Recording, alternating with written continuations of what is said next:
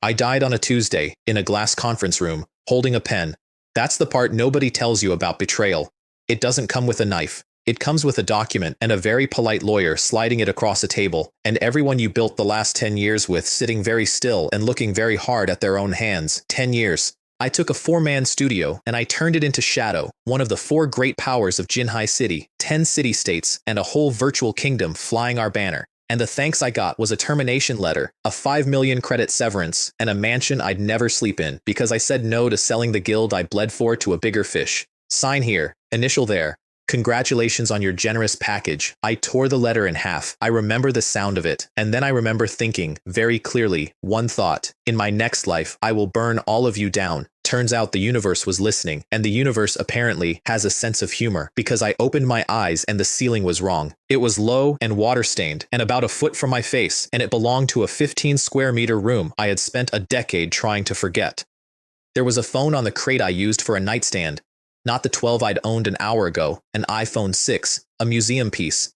I picked it up with a hand that was thinner than my hand, younger than my hand, and the date on the screen said April 19th, 2129, 10 years. The universe threw me 10 years into the past and dropped me back into the body of a broke college senior who ate instant noodles for the protein. Most people, in that situation, scream. I lay there and did math. Because April 19th, 2129 is not a random day. April 25th is the day Divine Realm goes live. The game. The one where 2 billion people would eventually spend half their waking lives. The one I would spend 10 years mastering until they called me Sword King and then fired me for it.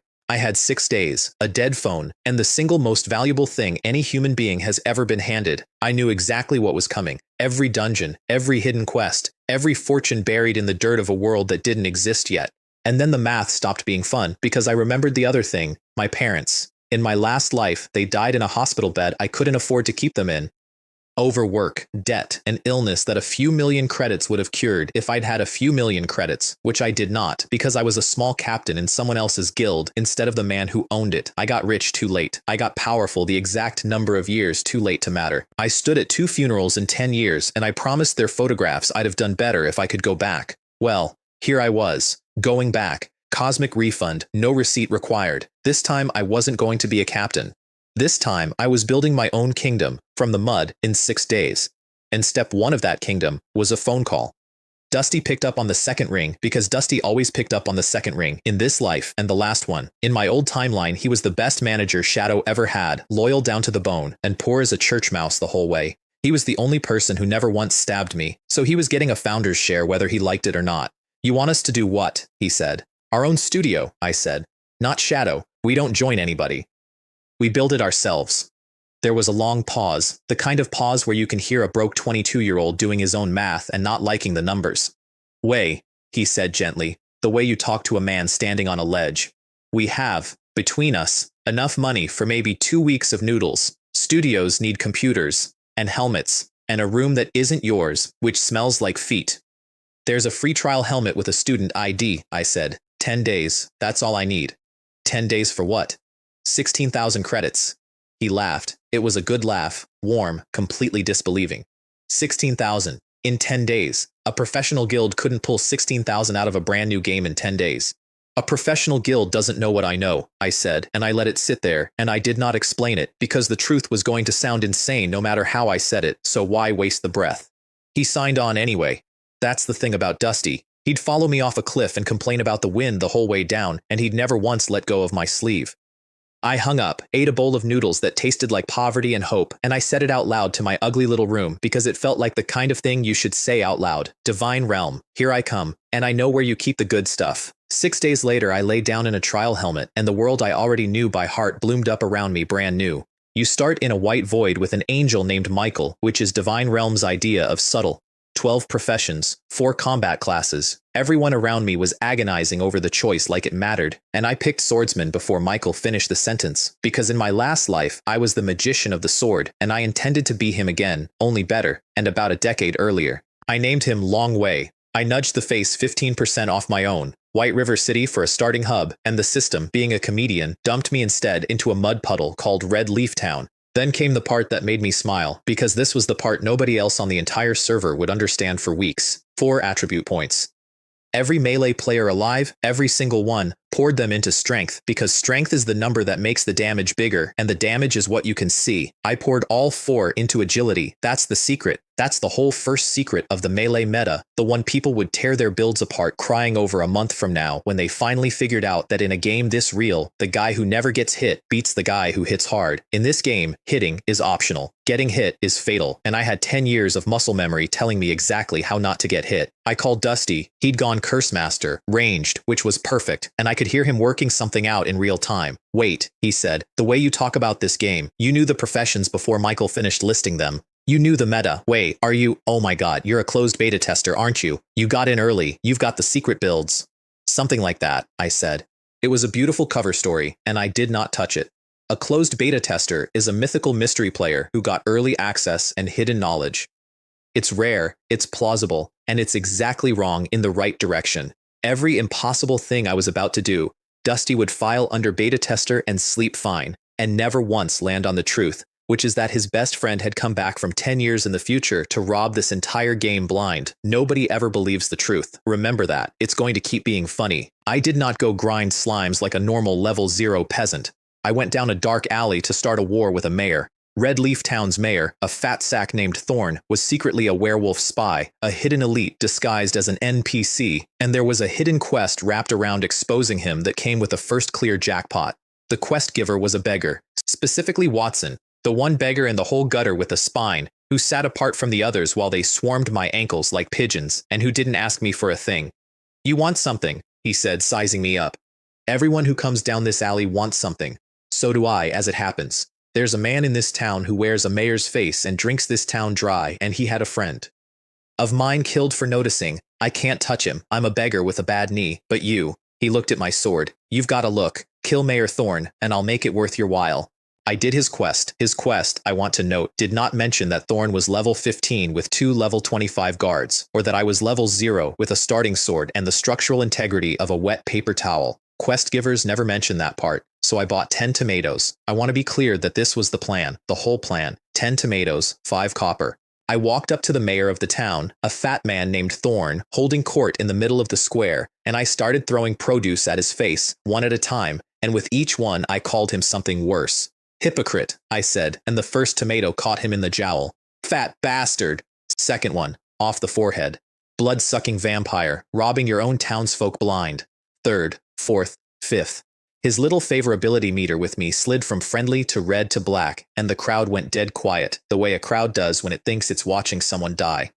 Thorn wiped tomato out of his eyes, and his voice came out wrong, too deep, too many teeth in it. You, damn, bug!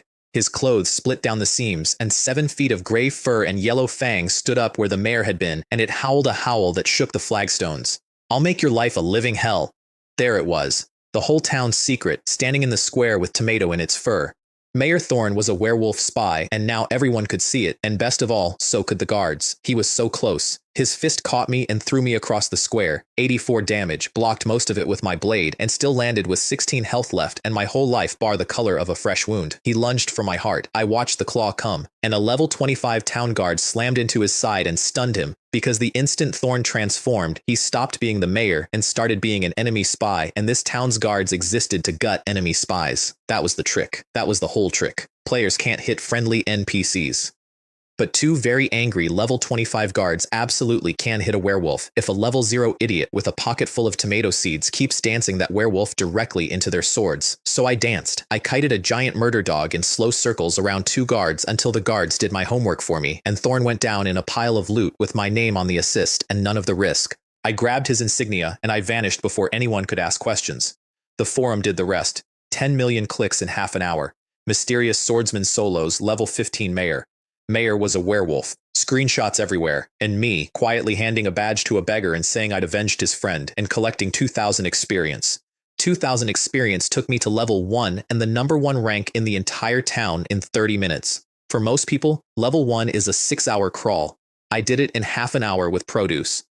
Watson also handed me a luxury jewelry box, and inside was a dark steel ring with a skill called Gravity Liberation that let me go featherlight for 30 seconds, which does not sound like a weapon until you realize it lets a level 1 man climb mountains that require 40 agility and outrun things that are supposed to eat him. I dumped the level up points into agility. Obviously, I could tell you about the next 4 days the slow way, but the slow way is boring, so here's the fast way, which is also how it felt from the inside. I went places nobody was supposed to be able to go, and I took things nobody knew were there. Start with the goblins. There's a challenge dungeon in the trade district run by goblins with muskets. They set all your stats to 10. They take away your skills. Then they make you cross 30 yards of firing squad on nothing but your own nerve. Most players spend 2 months learning to survive 15 yards. This town has one genuine expert, a scrawny assassin named Shadowfang, who in another decade gets ranked 10th in the whole kingdom, and his personal best was 20. He was proud of it. He'd earned it. I crossed the whole thing in 14 seconds.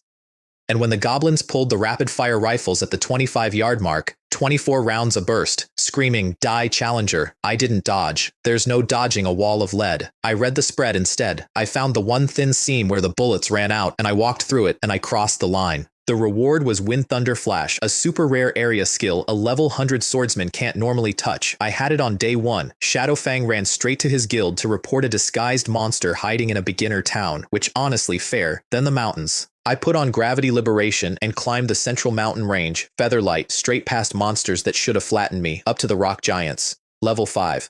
I was level 2. The game pays a fortune for punching up, 400% experience per kill, and I punched up all afternoon.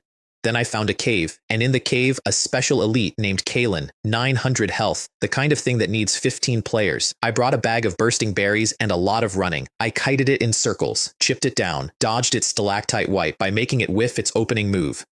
And the killing blow landed the exact half second my gravity ran out and my feet hit the floor like lead. Half a second later, and it eats me. It didn't. Then the summit. The ground opened under my boots, cut my comms, and dropped me into a lost land, the ruins of Sky City, the old home of a half-divine sword saint who died a war ago.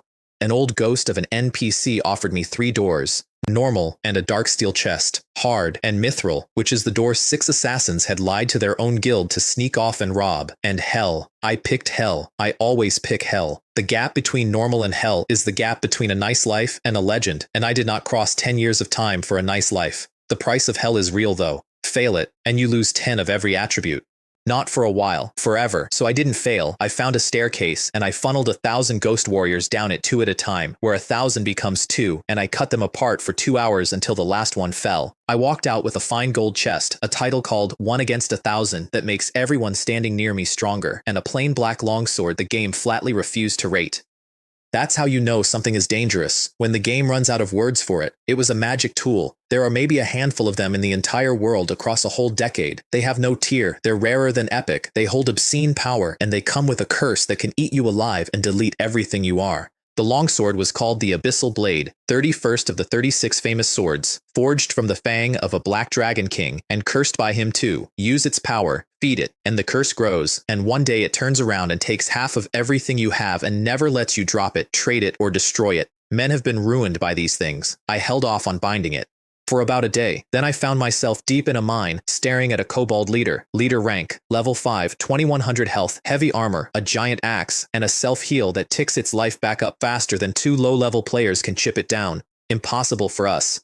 A Forging Master's hidden quest needed it dead, and I was not walking away from a Forging Master's quest. So I decided ruin was a tomorrow problem, and I bound the Abyssal Blade. The instant I bound it, its rank crashed to 0. Everything I had cratered, and then the power came back up through the floor like a tide, and 3 new skills came with it. A clone that fights beside me, a chainbind that roots a target and strips its whole defense, and a flock of 9 phantom swords. I want you to picture the fight, because it's the first time I felt what this sword actually was. Wind-chasing sword to close. Slash. Wind thunder. Flash. 3 arcs of lightning. 600 health gone in a single exchange. The boss enraged and swung the giant axe, and I answered with the clone. Let it eat the dive while I came around the side. 9 phantom swords in the air at once, all mine. Abyssal bind when it tried to reset, chains out of the stone, its defense gone to nothing. And when it rearmed and went berserk and grew 2 sizes, I baited a freshly spawned kobold miner into its path as a shield and finished it with one last wind thunder flash through the both of them. First person in the entire divine realm to kill a leader monster. The server posted it. Double loot, 10 kingdom reputation, and a forging talent that would quietly bankroll every empire I built after this one. Jack, the forging master, took one look at my new black sword and went pale and warned me about the Black Dragon King's curse and told me only a thing called a lucky stone could ever weaken it and that he'd never seen one. I reached into my bag and pulled out the starlight stone Dusty had found and thought was a snack. Jack stared at me like I'd grown a second head. It happens a lot.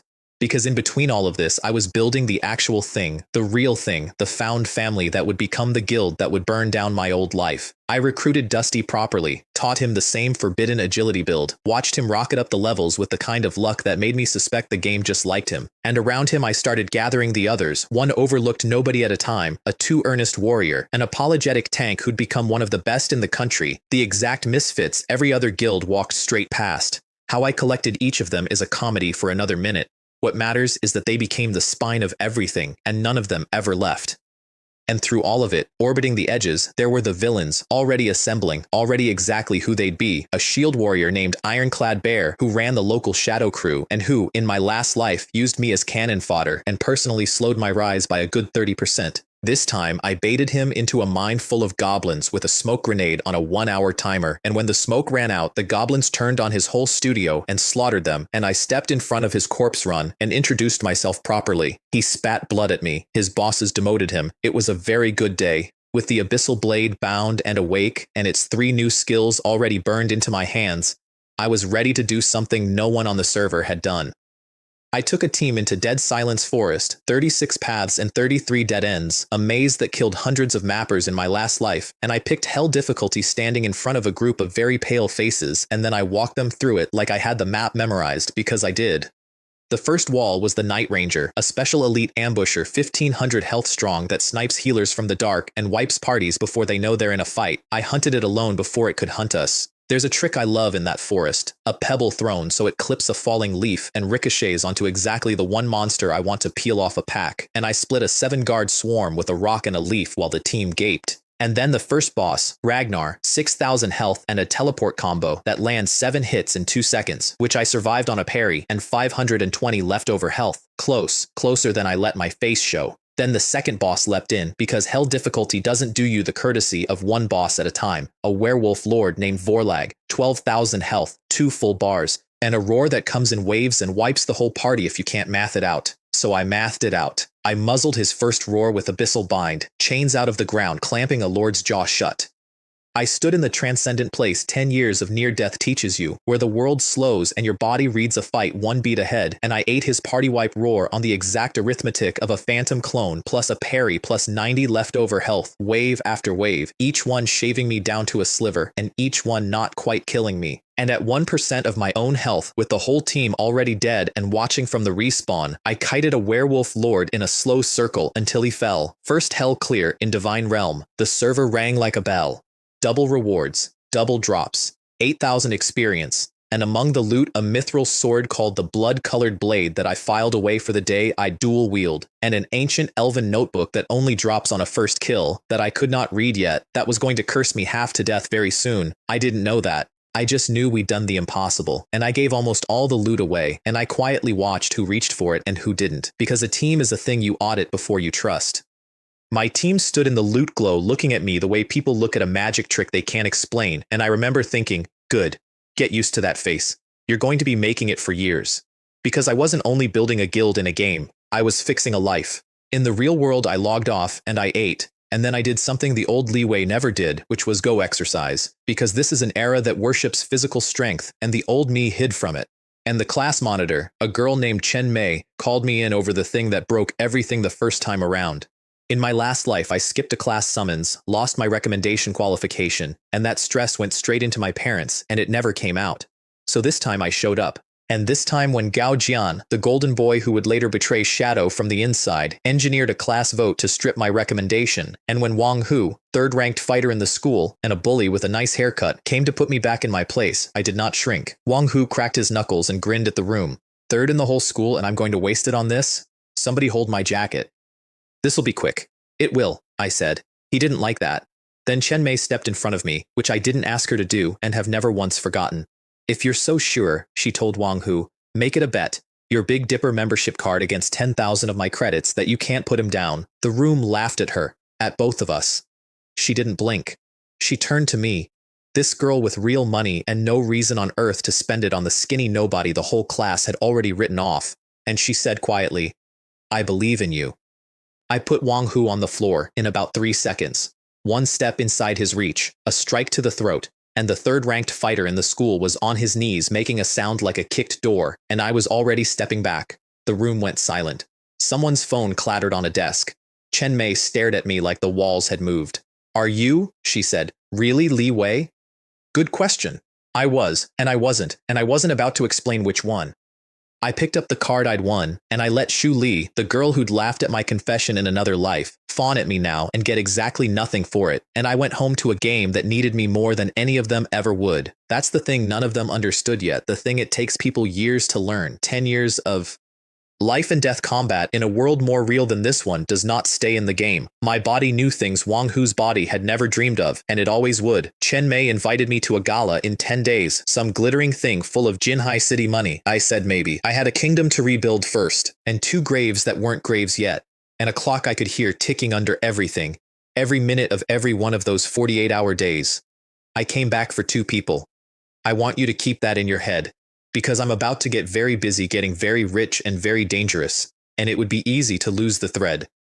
Everything after this, all of it, the empire and the wars and the monsters, all of it started as a means to one small, unglamorous end. Save them. This time, be enough. That clock never stopped for a second. There's one more thing from those early days you need, because it's the engine under everything else. It's the reason I could outspend guilds while wearing a beginner's face, and it started with a goblin I failed to kill. Deep in a valley, there was a risk goblin.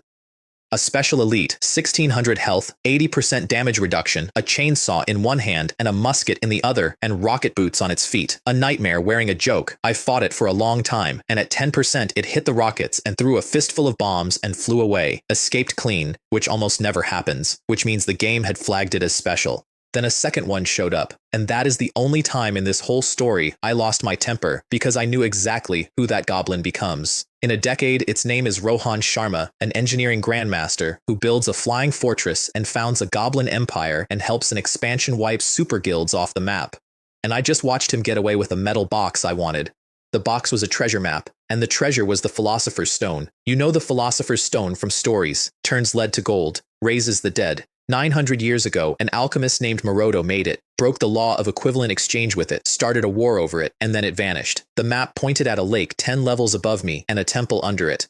So I went, 8 levels under-leveled, and I sneaked past murlocs and water elementals with a clone and a parry and a lot of held breath, and I nearly walked straight into a wandering ghost that turned out to be Hero Garrett the Brave, a great lord, level 25, 360,000 health, the temple's guardian, who one-shot the entire monster swarm around me without noticing I was there. I did not disturb Hero Garrett the Brave. I went around him, into the Temple of the Sun, and I opened the chest. The stone was in it. Broken, only a fragment, one of 5 pieces a sword emperor once shattered it into. Less than a tenth of its real power. But even a tenth does one beautiful thing. It refines raw stone into ore. It turns worthless rocks into the exact material I forge money out of, at a fraction of the cost of everyone else, without farming a single node. So while every other smith in the game bought ore or dug for it, I made mine out of gravel. That's the secret cost advantage under the whole blueprint empire. That's why I could sell the thing I invented cheaper than anyone could copy it and still get rich. A broken relic in my backpack, quietly turning stones into gold, exactly the way the legend promised, exactly the way nobody thought to check a beginner's bag for. I keep telling you being from the future is the whole cheat. It isn't, quite. Being from the future told me where the stone was. Being willing to walk under a great lord to get it is what actually put it in my hand. Now, here's the thing about being poor in a game. The fastest way out is not to kill monsters. It's to sell shovels to the people who do. The Red Leaf Town Library sits in the slums, which tells you everything about how much this world values reading. To get to it, you walk past red-named killers and NPC robbers who'd cut your throat for your shoes. One of them, a woman calling herself a working girl, waylaid me in an alley, and I killed her level 7 muscle before she got 2 words out, and then she dropped the act and revealed she was actually the holy sister who ran the library. Level 20, a Sword King tier NPC moonlighting as a mugger. Her name was Mei Lin, and I want you to remember her because she is the single greediest entity I have ever met, human or divine, and I have met a lot of both.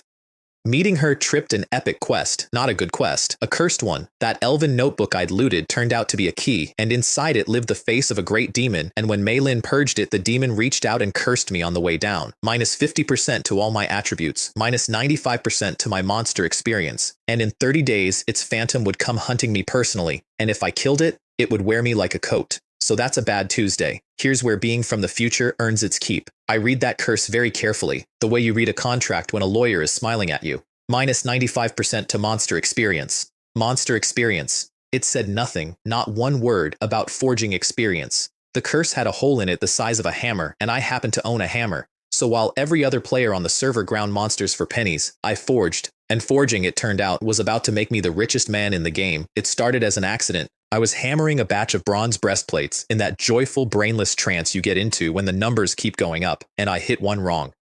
And instead of ruining it, I deformed it into something the game had never seen. A brand new item, the Glimmer Breastplate. First original piece of gear crafted in the entire Divine Realm. That comes with a fat experience payout, a hammer upgrade, and the single most valuable privilege in a young economy, the right to make design blueprints, to print the recipe, to sell everyone else the ability to build the thing I'd just invented. Think about what that means, stacked on top of the stone in my bag. My material cost was already pennies. Now I owned the recipe for the best beginner armor in the game, so I sold the blueprint, cheaper than anyone could ever undercut, and let the whole server build my invention while I took a cut of every single copy. There was a smith already at the top of that hill, a preening man called Forge Hand Crafter, who ran a forum smear campaign painting himself as the honest craftsman and me as the black-hearted mystery villain. He was midway through a whole recruitment tour, dangling his talents to first-rate guilds, promising to be their forge. Then the guilds did the math I'd handed them. Why hire a smith you have to pay forever when you can buy a blueprint once and grow your own? They dropped him mid-sentence, mid-negotiation. His entire future evaporated between lunch and dinner, and I didn't even have to look at him to do it. His campaign died so fast I almost felt bad. Almost. He'd called me black-hearted on the forum for a week. I let the market write his review. Blueprint sold for 1 gold, then 2. Then a bidding war shoved them past 2.5 per copy, and I was selling a lot of copies. I converted the gold into real credits and became quietly a whale in the currency market. And I did it all under a name nobody could connect to the mysterious swordsman on the forums because the smith mark said Dark Forge. That's the other thing I was building. 2 of me. Long Way, the sword. Dark Forge, the smith. Same man, same hands, and the entire server slowly losing its mind trying to figure out the relationship between these 2 impossible strangers who kept appearing in the same stories. I did not correct them. Watching people theorize about my secret twin was one of the great pleasures of that first month. Somewhere in there, I picked up 2 more people who mattered. The first was a girl selling iced juice on a street corner to pay for her sick mother, getting shoved around by a martial arts alliance thug named Eastgate Wandering Soul. Her name was Azure Mist Floating Spirit. Right now she was a nobody with a juice cart. In 10 years she is one of the top 10 holy priests alive, a 6th tier divine healer, because the same freakish focus that makes her a chef prodigy makes her, eventually, a monster. "Move the cart," Eastgate was saying, tipping it with his boot. "This corner's ours now. You want to sell here? You pay us, and today you can't afford it, so scram." "How much for all of it?" I said, walking up. "The whole cart, every cup." She blinked at me. All of it is 1,000 cups, sir. That's 10 silver. But 10 silver. Sold."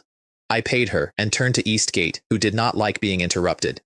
"She's with my studio now, so the corner's hers.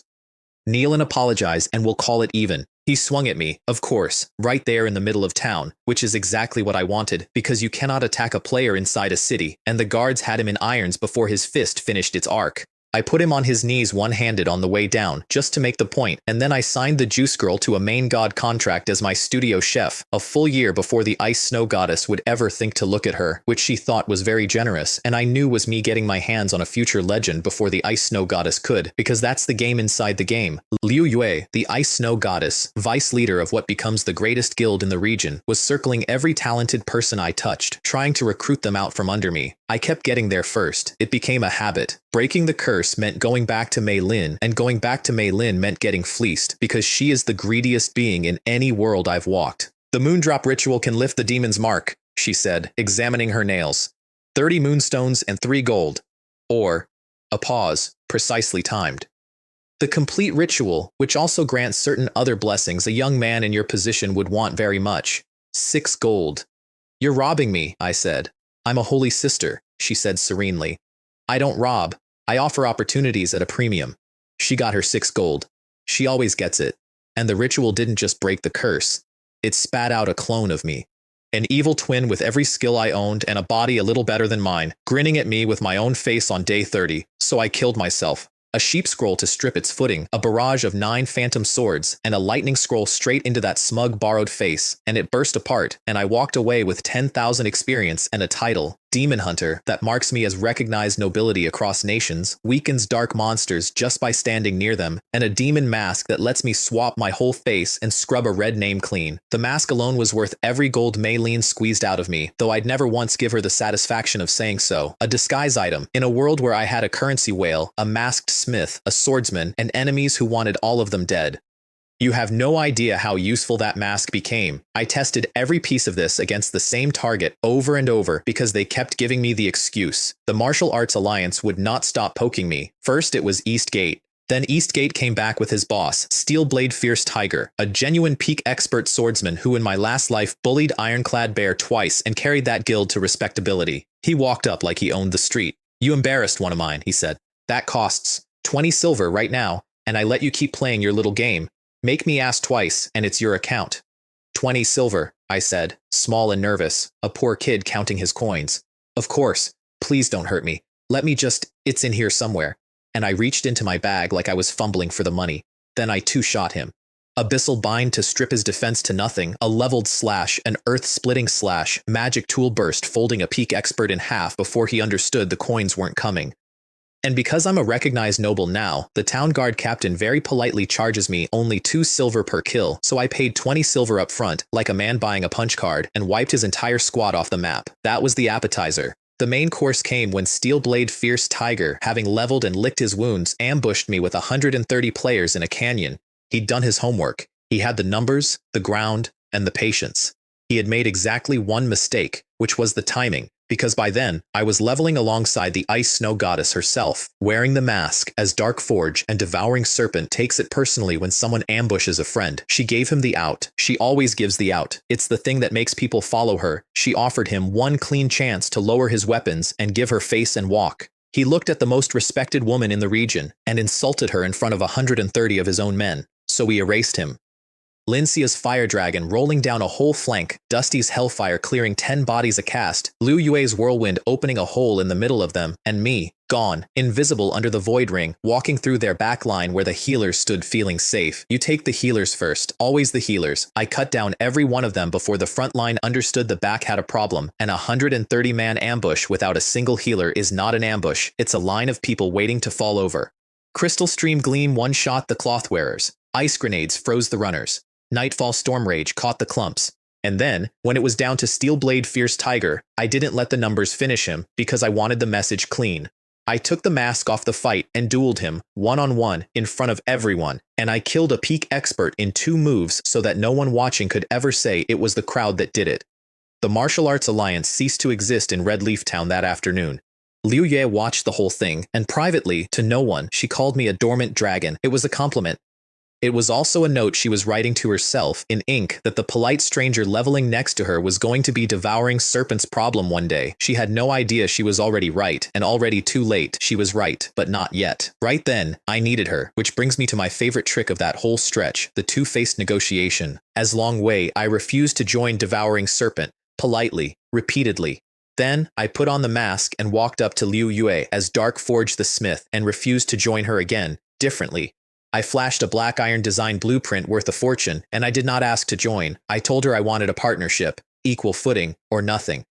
She studied me for a long moment. This woman who reads people for a living, adding up a lone smith who pulls 60 gold a week out of blueprints when a whole guild pulls 3, and coming to the only conclusion that fit, which was that I had to be the front for some hidden empire she couldn't see. I misjudged you, she finally said. the ice snow goddess, who does not apologize to anyone, apologizing to a man in a mask. I approached you as a recruit. That was beneath both of us. A partnership then. Equal footing. Devouring serpent would be glad of it. Behind the demon mask, I kept my face very still. Because it is a rare and delicious thing to make the proudest woman in the region apologize to a face you're wearing on purpose. I founded a life player organization, the Horizon Alliance, and Devouring Serpent agreed to promote it across the whole kingdom in exchange for blueprints and a bulk gear order at cost. So now the greatest guild in the region was doing free advertising for a company owned by a man they'd just failed to recruit twice, wearing 2 different faces. I don't think there's a word for how funny that was. The money let me fix the last loose thread from my old life, gently. I went back to the real world, to Dusty's dorm, where a shadow recruiter, a classmate named Wu Yi, was mocking our helmetless nowhere studio and trying to poach Dusty for 5,000 a month. In my last life, Dusty walked away from a 1,000,000 credit salary to follow me. In this one, I didn't even let him get the chance to be tempted. I put 20,000 credits on the table, named the studio out loud for the first time, Zero Wing, because we were starting from absolute nothing and we were going to fly, set Dusty's salary at 4 times what Shadow offered, and sent Wu Yi home. And then quietly, I wired my parents 3,000 credits and told them I'd found a good job and they could stop sending me living money. That's all I said. Found a good job. You don't hand a terrified thought like this time. Be enough to 2 people over the phone. You just start easing the weight off their backs 1 payment at a time and you keep the clock to yourself. By then it was time for the first real proving ground, the first 20-man dungeon near town, Dark Moon Graveyard, the one whose first clear reshuffles the whole regional power ranking. Every guild was racing for it. I geared my zero-wing crew out of my loot piles, signed them as real employees, and went in with Liu Yue's team on normal difficulty to scout, which is where the tank kept nearly dying to invisible black beams from zombie kobolds, and I kept saving him with a parry timed to the frame, and by the end the ice snow goddess handed me command of her own raid. Then I walked out and walked back in. On hell, I funneled a maze full of special elite kobolds down choke points, fed them acceleration scrolls and Dusty's hellfire, which they feared, which meant triple damage, and mowed them into treasure. Devouring Serpent bought my scrolls off me while apologizing for ever doubting me, and then, at the exit, sitting on a throne of bone, was the king of the kobolds, a lord boss, level 6, 120,000 health, dark armor, a rune greatsword that 3-shot our test tank before the poor man finished flinching. The team looked at that thing and looked at each other and started doing the quiet math of despair. "We can't do this," someone said, and half the raid was already nodding, and Liu Yue, the ice snow goddess herself, looked at me and waited, because she'd handed me command and she wanted to see if I actually had an answer or just a reputation. I had an answer. "Nobody tanks it alone," I said. "That's the mistake. 2 tanks, and you trade it back and forth on a 3 count. It swings at Cola, Cola eats it and steps out, the second tank steps in before it recovers. It never gets a clean line on one target, so it never gets a kill. Damage dealers, you go in only on the switch, never on the swing, 25 yards, ranged. When I call it, you move." Not before. I was teaching them the switch, the coordinated attack rotation nobody in this game would formalize for another year, the thing that eventually kills every boss worth killing. They'd never heard of it. In a year, they'd never fight without it. Cola deflected the first swing. I stepped in behind it and landed the first hit, 193 damage, a real number on a thing that had shrugged off everything. "Switch," I called, and they moved, and the impossible boss started, slowly, to bleed. It did not go clean. At 30% it went berserk, a sword kai wave, then a blade storm that killed 6 of us, then a death shock that fear-locked everyone solid for 10 full seconds. 14 of 20 went down. And then it was just me, because my body doesn't do fear the way a normal player's does. 10 years of standing in front of things that wanted to eat me does something permanent to a man's nerves. Phantom kill, 9 phantom swords, sword return to heaven, eating the hits I couldn't dodge. I killed the king of the kobolds with 16 health left and a whole raid watching from the respawn point, and the server rang the bell again. First hell clear of Dark Moon Graveyard. Rival guilds couldn't clear it on normal. Devouring Serpent's fame detonated across the entire region, and my little zero-wing names went up on the Obsidian honor roll, and Dusty stood there reading his own name off the wall, and I swear the big idiot nearly cried. We were nobody 8 days ago eating noodles. Now the strongest guild in the region was carrying us into legend, and didn't fully understand that we were the ones carrying them. I filed the loot, kept almost none of it, and thought about the graves that weren't graves yet, and the clock, and how far 16,000 credits felt from millions, and how close millions felt to enough. Not close enough, not yet, but I was gaining on it. There's a piece of this I skipped, and I skipped it the way you skip the load-bearing wall when you're describing a house. So let me go back and put it where it belongs, because it's the day I stopped being strong and started being a problem. out past a place called Stonehammer Town, a dwarf town hidden in ruins where I'd charmed the mayor with azure mist's iced juice until even the NPCs adored me. There's a hidden quest called the Steel Shell Fortress. In my last life, it turned a second-rate guild into a first-rate one. The prize is buried in a fallen crater guarded by a thing called Barusha, a steel gate behind 800 mechanical puppets and 100 mechanical knights, special elites with 7,000 health apiece, and no sane group of our level goes near it. I went with Liu Yue's team as Dark Forge, and I taught them to fight in 3 dimensions, off walls, off the air, the way you have to fight birdmen, my sword landing for 160, where theirs landed for 50. When we reached the crater and the whole mechanical legion woke up at once, Liu Yue and her ranger kited the outer horde into one dense, glittering pile, and I did the thing I'd been saving a tier 2 scroll for. Blaze Dancer, one of only 4 in the game. 1 cone of flame, and the entire mechanical legion became slag in a single breath.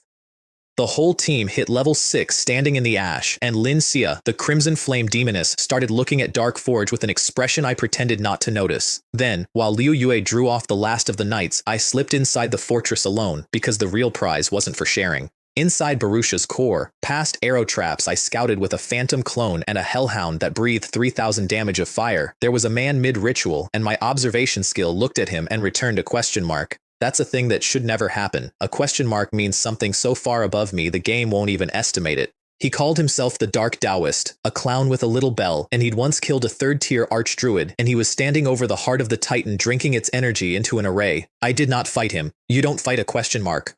I burned a tier 2 scroll to shatter his absorption array and snatch the heart of the Titan out of the collapse before he understood what was happening. He turned on me then, slow, the little bell on his costume going still, and his voice came out of somewhere that wasn't quite a throat.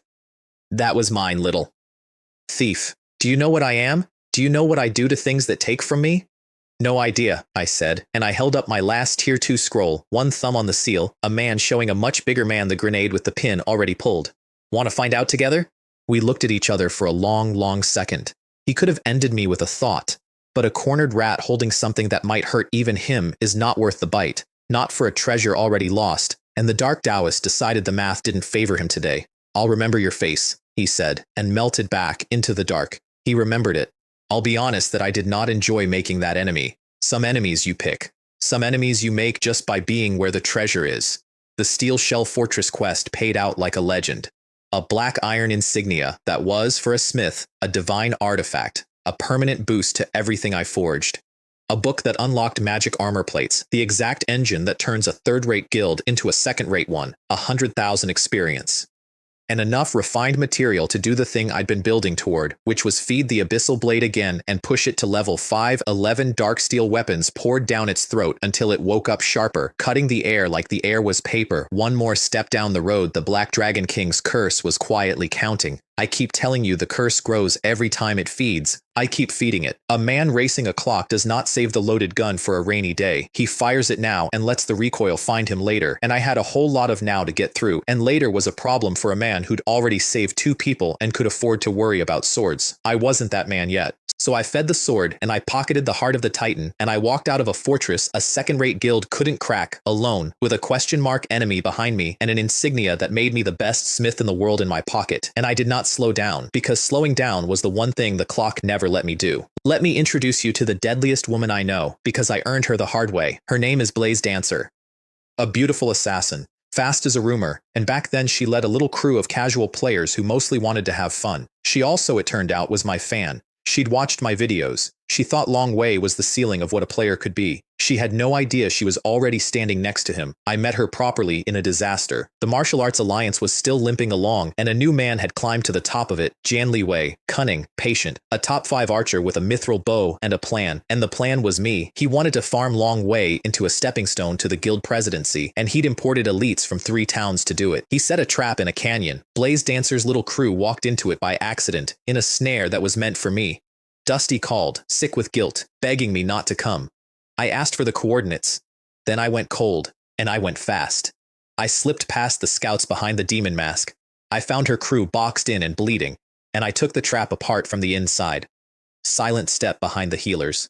3 of them down before the mages turned. Crystal stream gleamed through the cloth wearers, 1 hit each. The swordsman captain, dead where he stood. Blaze Dancer watched a masked stranger unmake a small army and said the thing everyone eventually says. Is that even a player?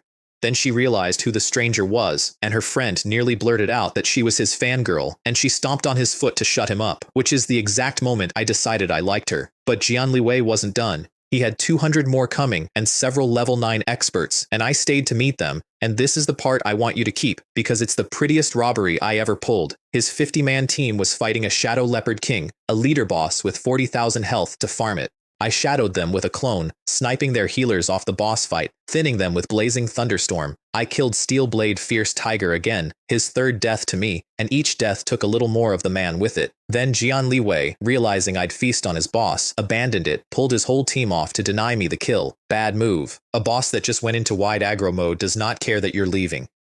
It hunted his fleeing guild across the map and ate them, 50 down to 16, while I waited in the trees, and then, at the exact instant before Feng Yun's finishing arrow landed, I stole the Shadow Leopard King out from under him. 60% of the experience, all of the loot, 12 drops, including a necklace that triples my drop rate for the rest of the game.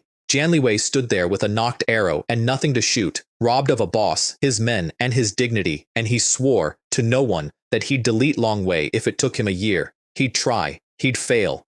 But now the Martial Arts Alliance had a boss on the board who held a real grudge, and Blaze Dancer's crew had watched a man turn a losing ambush into a massacre and a robbery in one afternoon, and every one of them went quiet with the same thought. Battles can be fought like that. Blaze Dancer didn't join me right away. Her crew were casuals, and she looked after them. But she added me as a friend, and she started paying attention, and I filed her under people I would go back for. I always keep that file. It's short, and it's the only thing in this whole story I've never once been willing to lose. People ask how I built a guild that never cracked, and the honest answer is that I built it out of the exact people everyone else walked past. Let me show you how I collected a couple of them, because it's the funniest part of those early days, and it tells you everything about how the whole thing worked. There was a warrior in the City Hall line, named Lonely as Snow.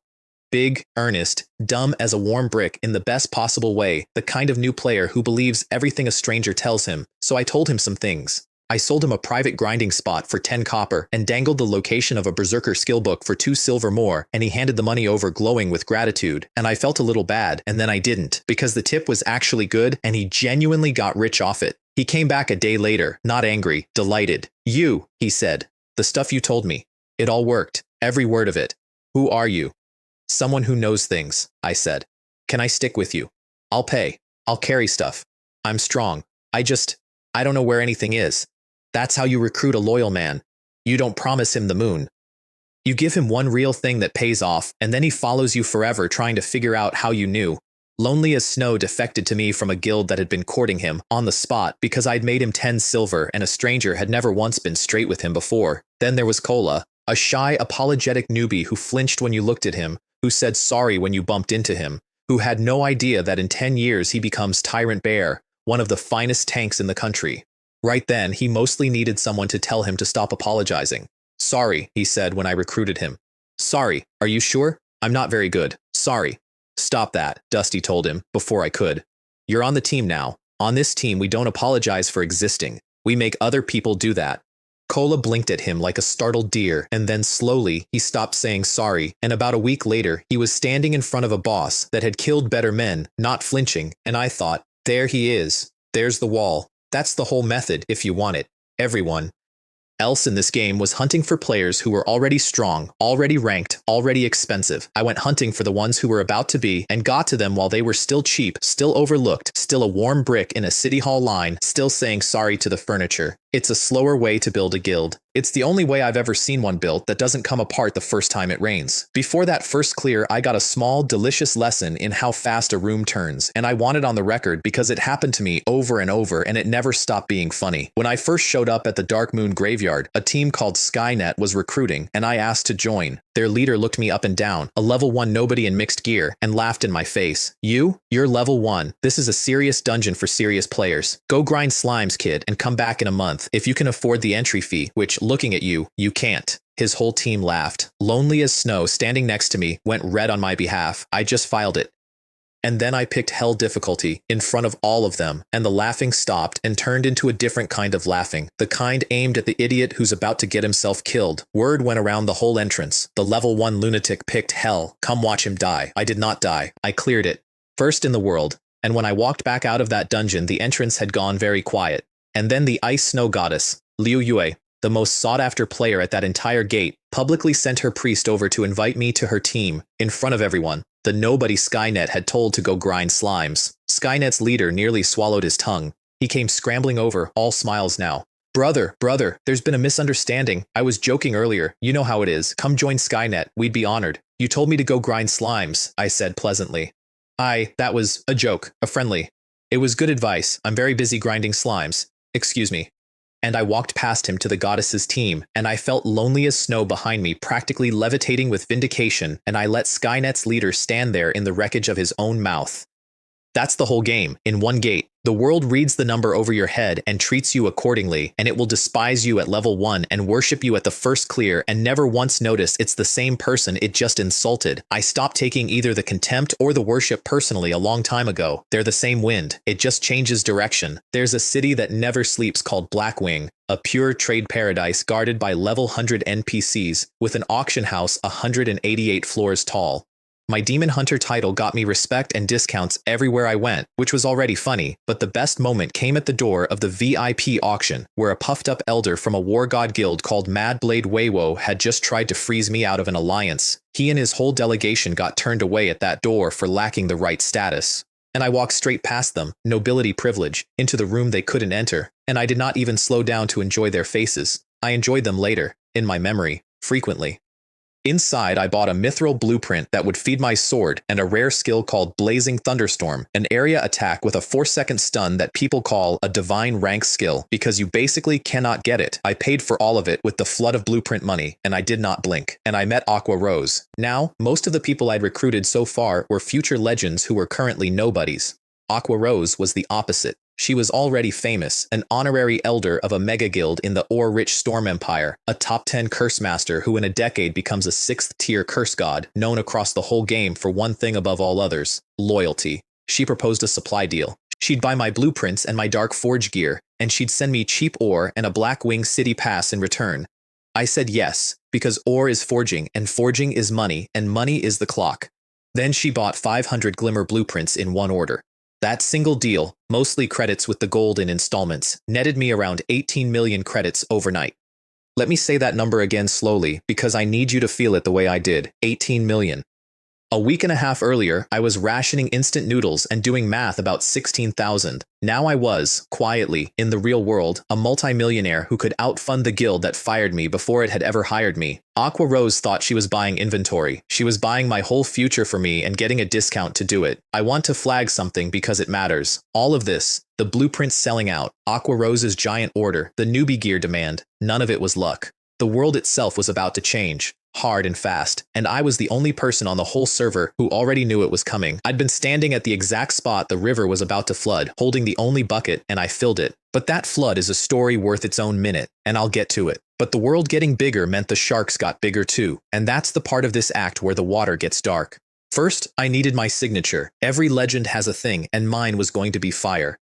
Specifically the Ice Blue Demonic Flame, a Tier 2 strange flame that lives at the heart of the 100 Ghost Forest, in a town square patrolled by a ghost rider, a leader boss with 100,000 health that cost a rival hundreds of men in my last life. Everyone who wants that flame tries to fight through the ghost rider. That's why everyone who wants that flame is dead. I did not fight the ghost rider. I sent a phantom clone in first, a decoy wearing my face, and while the boss committed to the fake, I hit the void ring and turned invisible and ran. When the ghosts closed in, I burned my strongest defensive scroll and dropped a dome around myself that nothing could touch for 36 seconds, and I walked into the middle of a boss's own square, reached up and took the flame it was born from, right out from under it, while it beat itself stupid against a wall of light it couldn't break. The dome had 2 seconds left when the town portal took me. 2 seconds. I have cut it closer, but not by much, and not on purpose. Binding a strange flame is not like binding a sword.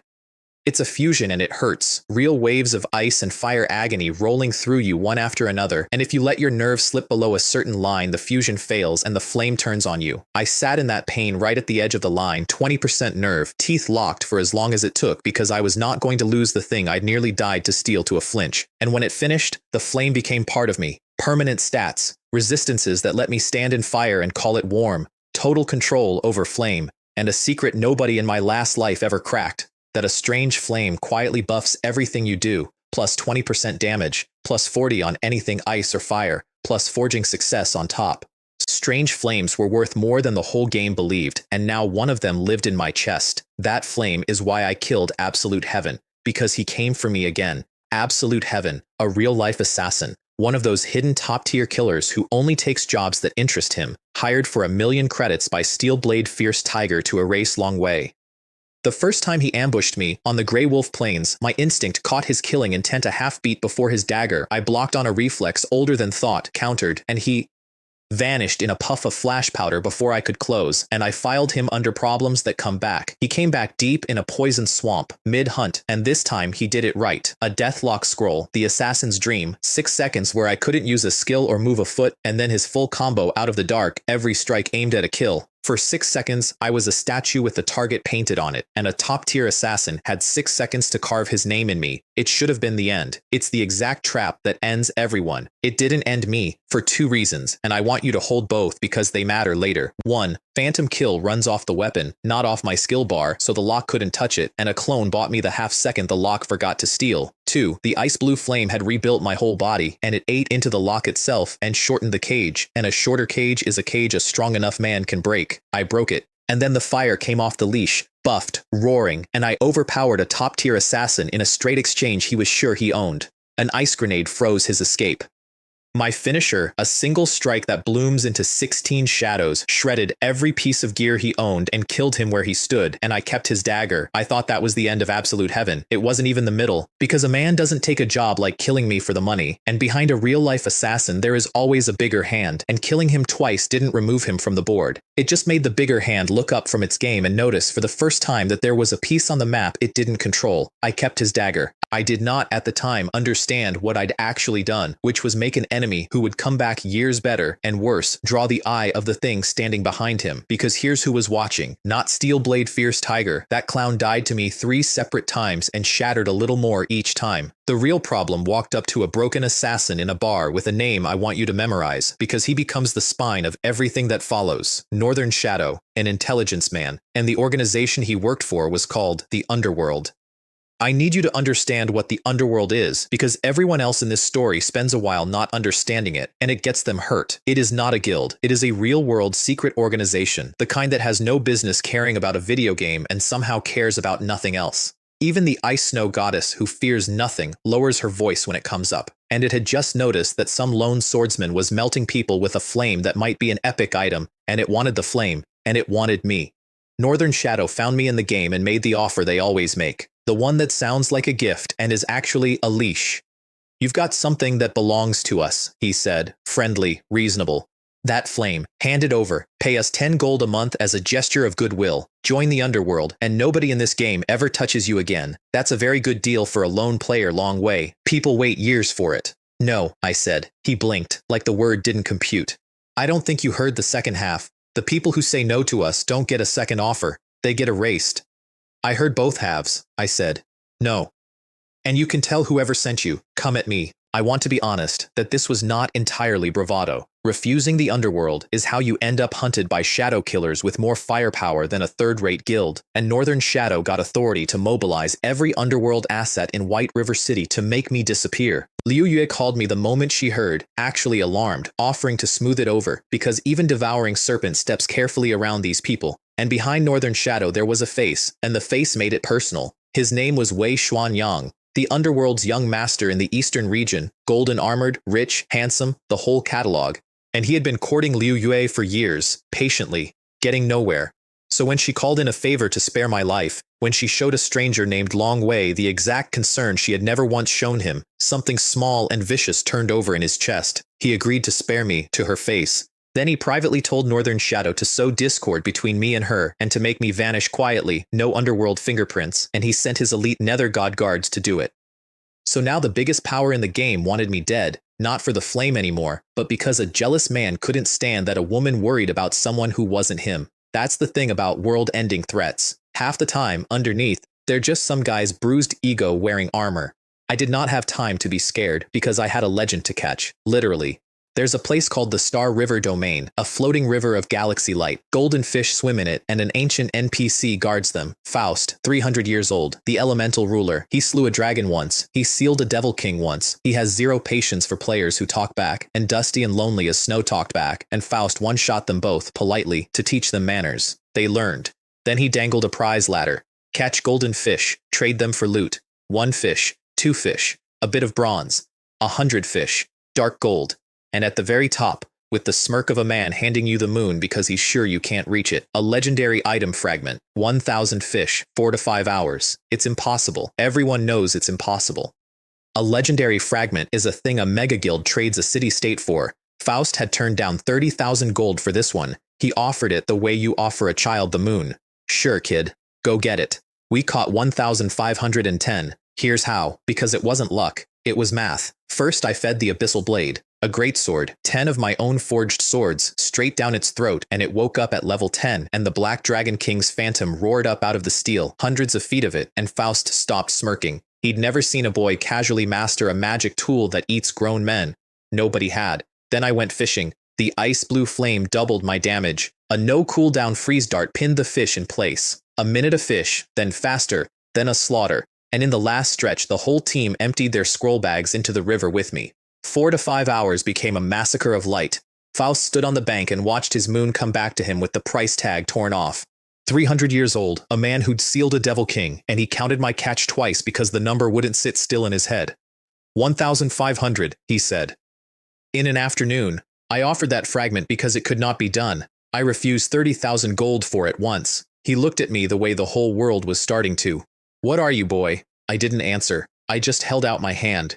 He set the fragment in it like a man in a dream, and then he warned me, in the tired voice of someone who's watched this exact movie end badly before, that the sword's curse grows every single time it feeds. I told him I knew. I always know. I keep feeding it anyway. The prize was the holy breath of the heavenly dragon, a fragment of a legendary item, and an epic staff called the Mebus Guardian on the side, because I recognized the God of Light lore stamped on it from a ruin in my last life and grabbed it before anyone knew what it was. I gave the epic staff to Dusty. I want to sit on that for a second because it's who I am and it's the reason any of this held together. An epic staff is enough to make a first-rate guild go to war.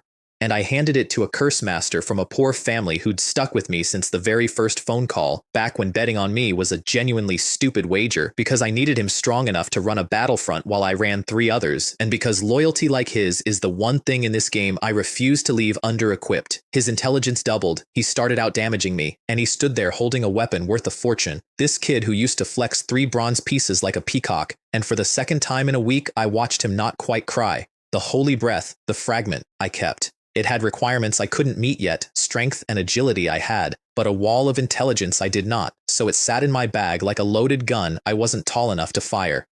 Faust warned me, on the way out, in the tired voice of a man who's watched this exact movie before, that the Abyssal Blade's curse grows every time it feeds, that one day the sword collects. I said I knew. I did know. I just also knew that a man racing a clock to save 2 people takes the loaded gun and worries about the recoil later. Zero Wing held the top 3 ranks in the whole city now. I had 18 million credits, a flame in my chest, a dragon in my sword, a legend in my bag, and a shadow organization warming up to erase me over another man's jealousy. And the gala, the one Chen Mei kept inviting me to, the one where my old betrayers would all be gathered in one room in their nice suits, was 5 days out.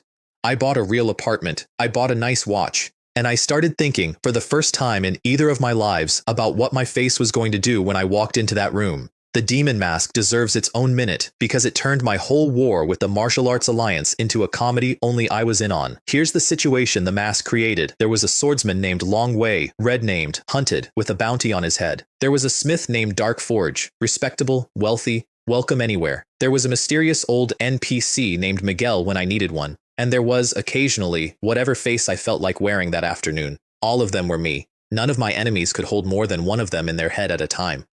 So when the Martial Arts Alliance finally got serious and posted a bounty on Long Wei, 10,000 credits a kill, 1,000 for a teammate, 2 silver just for his current location, and the assassins came swarming into the city to collect, they staked out Long Wei's inn and watched the door like hawks. And Darkforge walked past them, nodded politely, and went to lunch, because the red name was green now and the face was different, and a man watching for a wolf does not notice the sheep at his elbow. I could have just hidden. Instead, I did the thing that made the forums lose their minds. I posted my own bounty, not on a person, on the entire martial arts alliance. 100 credits per member and 5,000 for Steelblade Fierce Tiger, payable until the guild ceased to exist in Redleaf Town. A lone player putting a price on a whole guild. Nobody had ever seen that. The comment sections filled up with people who couldn't decide if I was the bravest man in the game or the stupidest. He's one guy. He's bountying a 1,000-man guild. Is he insane? Steelblade Fierce Tiger paid 1 million credits to have Longway killed. Longway priced Steelblade Fierce Tiger at 5,000. 5,000. That's the most disrespectful thing I have ever seen. My money's on the lunatic. Have you watched his videos? And then Shadowfang's Assassin's Alliance and the Ice Snow Goddess both, publicly, vouched for me, and the argument ended. Because when the #1 guild and the best assassin outfit in the city both quietly say, don't touch that one, people don't. My fame detonated. The doubters who'd called me a fraud went very quiet. And Steelblade Fierce Tiger, a peak expert who'd paid 1 million real credits to erase me, got to watch the whole game price his life at 5,000 and laugh about it. It's a strange kind of power, being 3 people at once. It's lonely, if I'm honest, nobody ever quite talking to the whole of you. But it meant that every trap laid for Longway was a trap. Darkforge stepped around, every price on my head was collected by no one, and every enemy who thought he was hunting one man was actually being circled by 4 faces of the same one. I'd lost my last life, partly because everyone could see exactly who and where I was. In this one, I made sure nobody ever could. I need to stop and tell you about the day the world changed, because everything after it plays at a bigger table, and I was the only person sitting down who knew the table was about to get bigger. Divine Realm pushed a system upgrade, 12 hours of downtime, a full month ahead of the schedule I remembered, and the reason it came early was me, my hell clears dragging the whole timeline forward. When the servers came back, the world was a different size. The top 1,000 conglomerates on Earth had bought in. 800 million new players poured through the gates in a single day. Nearly 2 billion people, all at once, in one world, which is a number that stops meaning anything the moment you say it. Cities that had felt crowded became oceans. Prices that had felt fixed became weather. And every one of those 800 million newcomers needed gear, which is the exact moment my blueprints, my whetstones, my armor plates sold out down to the last copper, because I had spent weeks quietly standing at the one spot the flood was going to hit. The upgrade changed the rules of the body too. Suddenly stamina mattered, and concentration, and rest. Players got tired now. Monsters got smarter, more relentless, and they stopped politely waiting their turn. Leveling, which had been a jog, became a climb. Newcomers tried to hire experts to carry them, 100 credits a level, and got laughed off the forums because 100 credits doesn't buy a minute of a real expert's time anymore. And the sharks came with the flood. Before the upgrade, my competition was other players. After it, my competition included professional studios backed by corporate money, real-world fighting champions switching careers, and, standing in the deep water where the light doesn't reach, the underworld, which had been watching virtual games for a decade and now had 2 billion people to hunt through. I felt the shift the way you feel the tide change if you've stood in the same surf 1,000 times. Everyone else was celebrating a bigger, richer world. I was doing the quiet arithmetic of a man who knows that a bigger world means bigger predators and that the head start I'd been living on was the one resource I could never buy more of. From that day, I hoarded harder, moved more carefully, and stopped assuming that knowing the future was the same as being safe from it. Because it isn't. I'd already learned that the hard way when I cracked the Cataclysm 3 months early with my own greedy hands. The future was a map I'd memorized, but the moment 2 billion people started walking around on it, the map started, very slowly, to change under my feet. There's an ally I've barely mentioned who mattered more than most, and his name is Shadowfang. You met him at the Goblin Gauntlet, the scrawny assassin with the personal best of 20 yards, who in a decade becomes the 10th ranked assassin in the whole kingdom and the captain of the Assassin's Alliance. Right then, he was a monkey of a newbie who'd tried to shake me down for 5 copper. But he'd done the one thing that puts a person on my short list, which is that when I turned out to be more than I looked, he was decent about it instead of grasping. So I made him useful, and I made him rich. And I did it on purpose, because Shadowfang's guild was the perfect tool for a job I didn't want my own hands on. Here's the logic, and it's the kind of thing you only see if you've run a guild for 10 years and watched 100 of them rise and die. I had enemies I couldn't afford to fight directly, guilds that would swarm Zero Wing if I gave them a clean reason. The Assassin's Alliance hated those exact guilds, so instead of fighting my enemies, I fed my enemies' enemies. I sold Shadowfang's guild sturdy stone at a discount, handed them advantages, quietly made the Assassin's Alliance strong enough to keep every guild that wanted to hunt me too busy defending themselves to bother. "Why are you doing this?" he asked me once, genuinely puzzled, when I gave him a deal that cost me margin. "You could sell this anywhere for more." "Because a friend who's winning his own fights," I said, "never has time to become my problem and always has time to be my shield." He thought that over, and then he laughed, and then he vouched for me publicly when the whole game was calling me a fraud, which was worth more than any margin I gave up. When the Martial Arts Alliance put a bounty on my head, Shadowfang's people made the city a bad place to collect it. When I needed the whole Assassins Alliance to publicly stand at my back so a mob of angry guilds would think twice, they stood. I lent him 90 silver once to finish a bid he couldn't quite reach, and he tried to pay me back with interest I didn't want, so I let him overpay me in real credits instead, which is the currency I actually needed for the studio, and we both walked away thinking we'd done the other a favor. That's the whole shape of a good alliance. Two people each quietly certain they got the better end, neither of them wrong. I didn't build Zero Wing alone. I built it in the middle of a web I spun on purpose, every strand a person or a guild I'd made just strong enough and just grateful enough to hold up a piece of the sky over my head while I got on with the work. Shadowfang was one of the first strands. He never once knew he was part of a web at all. He just thought he'd made a very good friend early, which, to be fair, he had. You want to know how I actually won this game? Not the sword, not the flame, it was a rock. After the evolution, monsters got meaner and gear started breaking, and the only thing that fixes worn gear is a whetstone, and the only thing that makes a whetstone is a boring gray pebble called sturdy stone. I knew that was coming 10 years before anyone else did, so while the whole server was chasing shiny loot, I quietly bought up over 90% of White River City's sturdy stone supply and sat on it. When the durability crisis hit and every guild in the region suddenly, desperately needed whetstones, the price of my boring gray pebbles went up 400%, and then I let it climb higher, and I was the only man holding the bag. The man who came scrambling for that supply was Jian Wei. He'd taken over what was left of the Martial Arts Alliance, imported elites from 5 towns, built it back up to 1,000 members, all so he could ride my corpse to the guild presidency, and he'd figured out that the way to break me publicly was to make me a monster on video.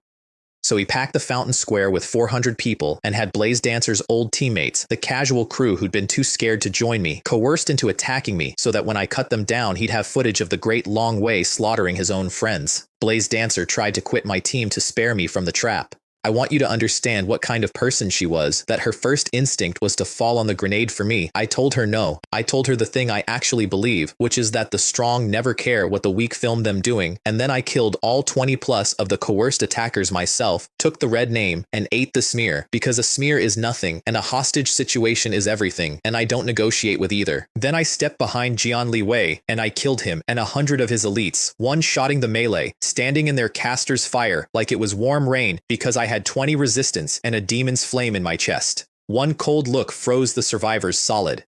And then I did the thing that actually ended them, the thing no sword can do. As a recognized noble of Redleaf Town, I spent 100 points of my reputation and had the entire Martial Arts Alliance formally expelled from the town. Erased, not defeated. Deleted from the map by paperwork. Under 500 members left by nightfall, and every scheme Jian Wei ever had gone with them. He uploaded his friend killer smear anyway. It got buried because Divine Realm footage can't be faked, and the real clips, me alone against a guild, me expelling them from a town with a wave of a noble's hand, went viral to the leadership of every major guild in the region. In a dozen guild war rooms, the same 2-part conversation happened at once. Find out who Long Wei is. Offer him anything he wants. We pay it.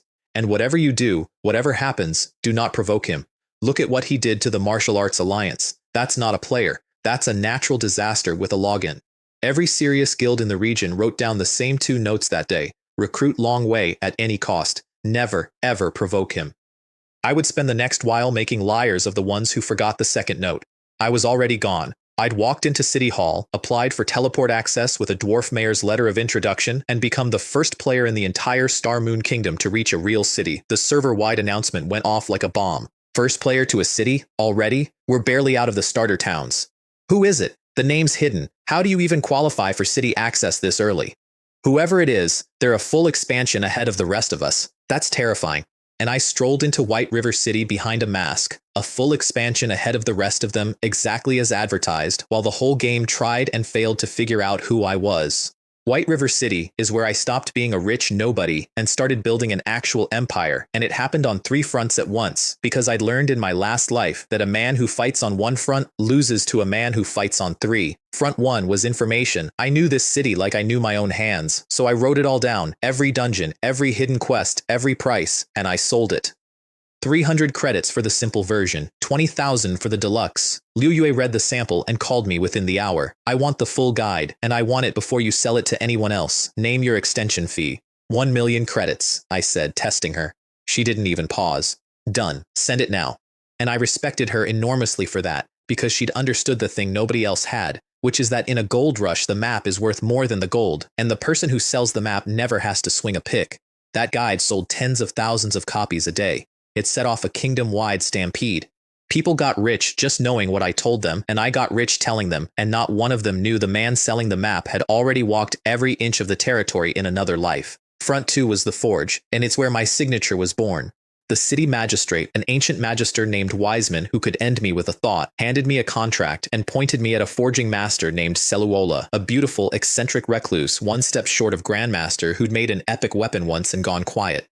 I played her the way you play a legend, with the right rare crystal and the right rare steel and a certain very special forging book, and she made me the blazing fire flying star, a throwing weapon of near epic quality that I named Flame God's Wrath, and that would become the thing people picture when they picture me. And because I'd loaned her that forging book, she broke through and became a grandmaster, which meant I was now the personal friend of a grandmaster smith, which is the kind of relationship a first-rate guild would trade a city-state to have. Front 3 was blood, and it had a face, and the face's name was Glorious War God. He was a veteran of Aqua Rose's old mega guild, an arrogant top 5 shield warrior, forced on her in an arranged marriage she never wanted. He barged into our meeting and put a hand on her like she was furniture. "This one's mine," he told me, meaning Aqua Rose, meaning it.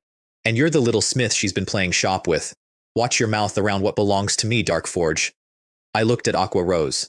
That was all it took. She saw, in 1 sentence, exactly what she'd be marrying, and she voided the engagement on the spot and had him thrown out, and the humiliation of being dumped in front of a smith cracked something in him. "You," he spat at me. "A duel. Loser drops to level 0. And when I win, I take everything you're carrying." To sweeten it, he staked a treasure map, and the map was the only reason I said yes. I took the bet for the map. Then I made him regret being born. He came at me in a berserker frenzy, this top 5 warrior, and his hits landed for about 10 damage, because I was in a full Silver Moon set, and he might as well have been throwing pillows. Then I 2-shot him, a triple crit slash for 2400, and a top 5 shield warrior dropped to level 0 in front of a whole trade city, and when he panicked and treacherously fired a 2000 damage flame scroll into my back, I turned around, still standing at 20% health because I am, if you recall, the man who ate a flame for breakfast. Attacking after a forfeit in a trade city, the Black Knight captain said, iron already closing on his wrists. 15 days, attribute and experience penalties, take him. "You can't," Glorious War God shrieked. "I'll log out. I'll delete the character. You can't hold me." And he tried, right there, to yank himself out of the game to dodge the sentence. The system did not permit it. There was a sound like a held breath, and his body simply folded where he stood, and something got dragged back down into the world to serve its time whether the man wanted to be there or not. I have watched a lot of people learn that you can't log out of consequences. He learned it harder than most. I won the map, and I did not lose a single point of health I couldn't spare. Around all of this, I was quietly assembling the real thing. I recruited Blaze Dancer for good, and her friend Stone Boar when her scared casual crew wouldn't come. I gave Dusty's crew a level 20 Rhino Swarm to test his epic staff's ultimate on. 200 rhinos and a 50,000 health boss. He lured the whole herd into a pile, and he called down Star of Light, 15 golden meteors out of a magic array in the sky, and the entire swarm and the boss simply stopped existing in one cast. Then he checked the damage meter and looked at me and grinned like a kid who'd just beaten his big brother at something. "Brother Way," he said, "I out-damaged you. Say it. Say Dusty out-damaged the Great Long Way." "You're holding an epic staff I handed you," I said. "Say it anyway." I said it. He deserved it. The poor kid who used to fan out his last 3 copper coins like a winning hand of cards had grown into a walking artillery strike, and every meteor he called down was a small apology I owed him from a life he doesn't remember when I didn't get him strong enough in time. My people took the top 6 spots on the White River City rank board, while Dusty and Lonely as Snow and I hid our own ranks entirely, because the last thing I needed was every guild leader in the city doing the math on how 3 unranked ghosts were higher level than their whole rosters, and that's when the rival who actually matters walked onto the board. Unrivaled Unrivaled Fury, a guardian knight in a full bloodlight set, number 1 on the rank list. Leader of a guild called Dark Star that was swallowing smaller guilds whole and shooting up toward first rate overnight. He didn't know it yet, and neither did I, not fully, but Dark Star was the Underworld's puppet, and Unrivaled Fury was the Underworld's investment, which is why a mediocre player with mostly bronze gear kept somehow having the resources of a war machine. We met in the Orc Armory. He looked at the Assassin's Alliance and laughed. You're hiring a free player now? A nobody with no guild? That's how far you've fallen. Pathetic. I stepped up next to him, friendly as anything. It's a fair worry, but here's a better one. What happens to your reputation when the nobody clears this dungeon before you do? He laughed again, because the idea was absurd. A guild with a shadow organization's fortune, out-cleared by a lone free player. Then I did it. The Assassin's Alliance had been wiping on that dungeon for weeks, and I saw why in a glance. Their expert tanks had dumped everything into stamina. Huge health bars, no damage, dodges like men in wet cement, so I benched them. I swapped in 2 balanced knights, strength and agility and stamina all fed together, layered my auras on top, and their raid went from a joke to a scalpel. Then I carried it. First boss, Karul, 450,000 health, a blade storm that scatters a party. I outdamaged the entire raid by myself, a blazing thunderstorm for 3,000 and a flame burst finisher for tens of thousands more. Second boss, Morlock, an assassin who stacks armor pen and vanishes. I near solo tanked him because he couldn't land a hit on a man who doesn't get hit. Third boss, Dark Warlock Saru, 500,000 health, a fear that locks the whole room, and adds, Fire Giants. 50,000 health each, 900 damage a second, an instant wipe for anyone who touches them, so I took them, all 9. I solo-kited 9 fire giants around the room while my team burned the boss, and Saru fell, and the Assassin's Alliance had a hell-first clear at elite guild speed. The Assassin's Alliance stood in the loot afterward, half of them not quite believing it. We've wiped on Karul for a week, their president said, and you took all 3 bosses, on hard, and solo-tanked the fire giants that killed us every time. Who taught you to fight like this? I didn't answer that one. Some questions don't have answers that fit in an afternoon. Across the map, Unrivaled Fury and his war machine were still stuck on Karul, the first boss, wiped 4 separate times. A guild with a shadow organization's fortune behind it, watching a lone free player do what all their money couldn't. He did not take it well. Number 1 on a rank board is the only thing a certain kind of man has, and I'd just shown him it was made of paper. He'd remember that. He'd spend a real-world fortune making sure I remembered it too. And every credit he burned trying to bury me came, though he didn't know it, from the same shadow organization that wanted my flame in my head, which meant that every time I humiliated Unrivaled Fury, I was flicking the nose of the underworld itself. I did the math on that, and I decided I was fine with it. I've never been good at leaving a nose unflicked. There's a place I want to tell you about, because it's where my signature weapon finally woke up. The Flame God's Grotto, a level 25 hellscape of lava that cooks anyone who walks in, unless they happen to have bought 30 copies of a secret codex off a narcissist too busy admiring himself to know what he was holding. The codex granted a blessing of the sun, 100 fire resistance and near total fire immunity, and I strolled into a boss's oven like it was a warm afternoon and started farming lava hounds that instantly kill anyone else. The grotto's one boss was the Scorching Snake Woman, a High Lord with 500,000 health who floods the whole arena with lava. So I lured her off her lava, which halved her, and I kited her with the blazing fire flying star, the near-epic throwing star a grandmaster had made me, one crimson streak after another out of the heat, ducking her Queen's Wrath lava floods on gravity liberation, grinding 500,000 health down to nothing and finishing her in her exhausted window. My luck stat, boosted by a mithril necklace that triples drops, cracked her open like a piñata, over 100 fire crystals, dark gold boots, a shield, a flame armor blueprint, and the flame burst skill itself, the 6-strike finisher that becomes the last thing a lot of bosses ever see. And best of all, an accessory that pushed my strength past the last requirement gate on the blazing fire flying star, so I could finally equip it for real. Throwing attack 696, nearly the power of a first-tier swordsman out of a thing I hurl from 40 yards. My signature was online, and the grotto respawned its boss every 2 days, which made a place that kills most players my personal farm. That's the whole trick of being from the future, in one sentence. The death trap everyone else avoids is the quiet money printer nobody's fighting me for. The merchant house was next, but that's an empire of its own, so I'll get to it. What I want you to hold on to, walking out of White River City with the whole board wearing my colors, and a Grandmaster's flame star on my hip, and a jailed war god behind me, and a shadow organization's investment fuming on the rank list, is that none of it felt like enough. I checked the real-world clock a lot in those days. I'd bought my parents an apartment they didn't know I could afford, paid off debts under a fake explanation, moved them one quiet step at a time toward a life where the thing that killed them last time never got its foot in the door. But an apartment isn't a cure, and a fat bank balance isn't the same as a treatment that arrives in time, and I could feel it, under the fame and the fortune and the fun of it all, the same cold arithmetic that started the day I woke up young again. Getting rich is easy when you've done it before. Getting there in time is the only hard part, and I still had further to go than anyone watching me could have possibly guessed. I want to step out of the game for a minute, because if I only tell you about swords, you'll think this was ever about swords. In the real world, I was still a poor college senior, on paper. But I was a college senior wiring money home under a story about a good job, buying my parents an apartment they thought they were renting cheap from a kind stranger, paying off debts they didn't know were paid. My mother kept trying to send me living money. I kept sending it back. It's a strange, quiet kind of heartbreak, arguing with your mother about who gets to take care of whom, when you're the only one in the conversation who knows there's a countdown running over her head, when you've already stood at her funeral once, and you are doing everything you can think of to make sure the second version of this story has a hospital bill that gets paid and a treatment that comes in time, and a son who is, this time, rich enough and early enough to matter. I couldn't tell her any of that. What am I going to say? Mom, I'm from the future. You die in a bed I can't afford. I came back to fix it. Nobody believes the truth, remember, especially not the people you'd burn the world to protect. So I just kept easing the weight off, one payment at a time, and I let her think her boy got lucky, and I let the clock be my problem and not hers. The person who made the real world bearable, oddly, was the one who'd bet on me when I was nothing. Chen Mei, the class monitor, who'd once thrown her own money behind me in a fight, the whole room was certain I'd lose, and said she believed in me while everyone else was still laughing. It turned out she came from serious money, the kind that drives a car worth more than most people's decade, and she'd never once used it as a wall between us. She kept pulling me toward the light, the school gala, the connections, the future she assumed I was too proud or too poor to reach for. She had no idea I was quietly wealthier than her whole family. I didn't tell her that either.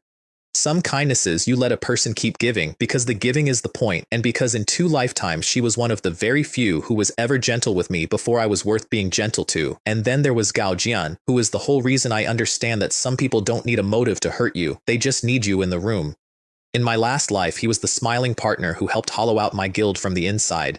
In this one, he was already at it before either of us had anything worth taking, engineering a class vote to strip my scholarship recommendation, the exact wound that started the landslide that killed my parents the first time, because losing that recommendation put the stress on them that put them in the ground. He did it again this time, same move, same smile. And this time, it didn't land, because this time I had the recommendation locked and my parents insulated and a guild worth more than his whole bloodline. And he was reduced to petty little threats about how Chen Mei's uncle would sort me out. He didn't know the shape of what he was poking. None of them did. That's the part I keep coming back to, the strange loneliness of it. I walked through my old life wearing my old face, past every person who broke me, and not one of them recognized the man they were about to lose to, because to them, I was still the thin, quiet nobody they'd already filed away. I could have told any of them the truth.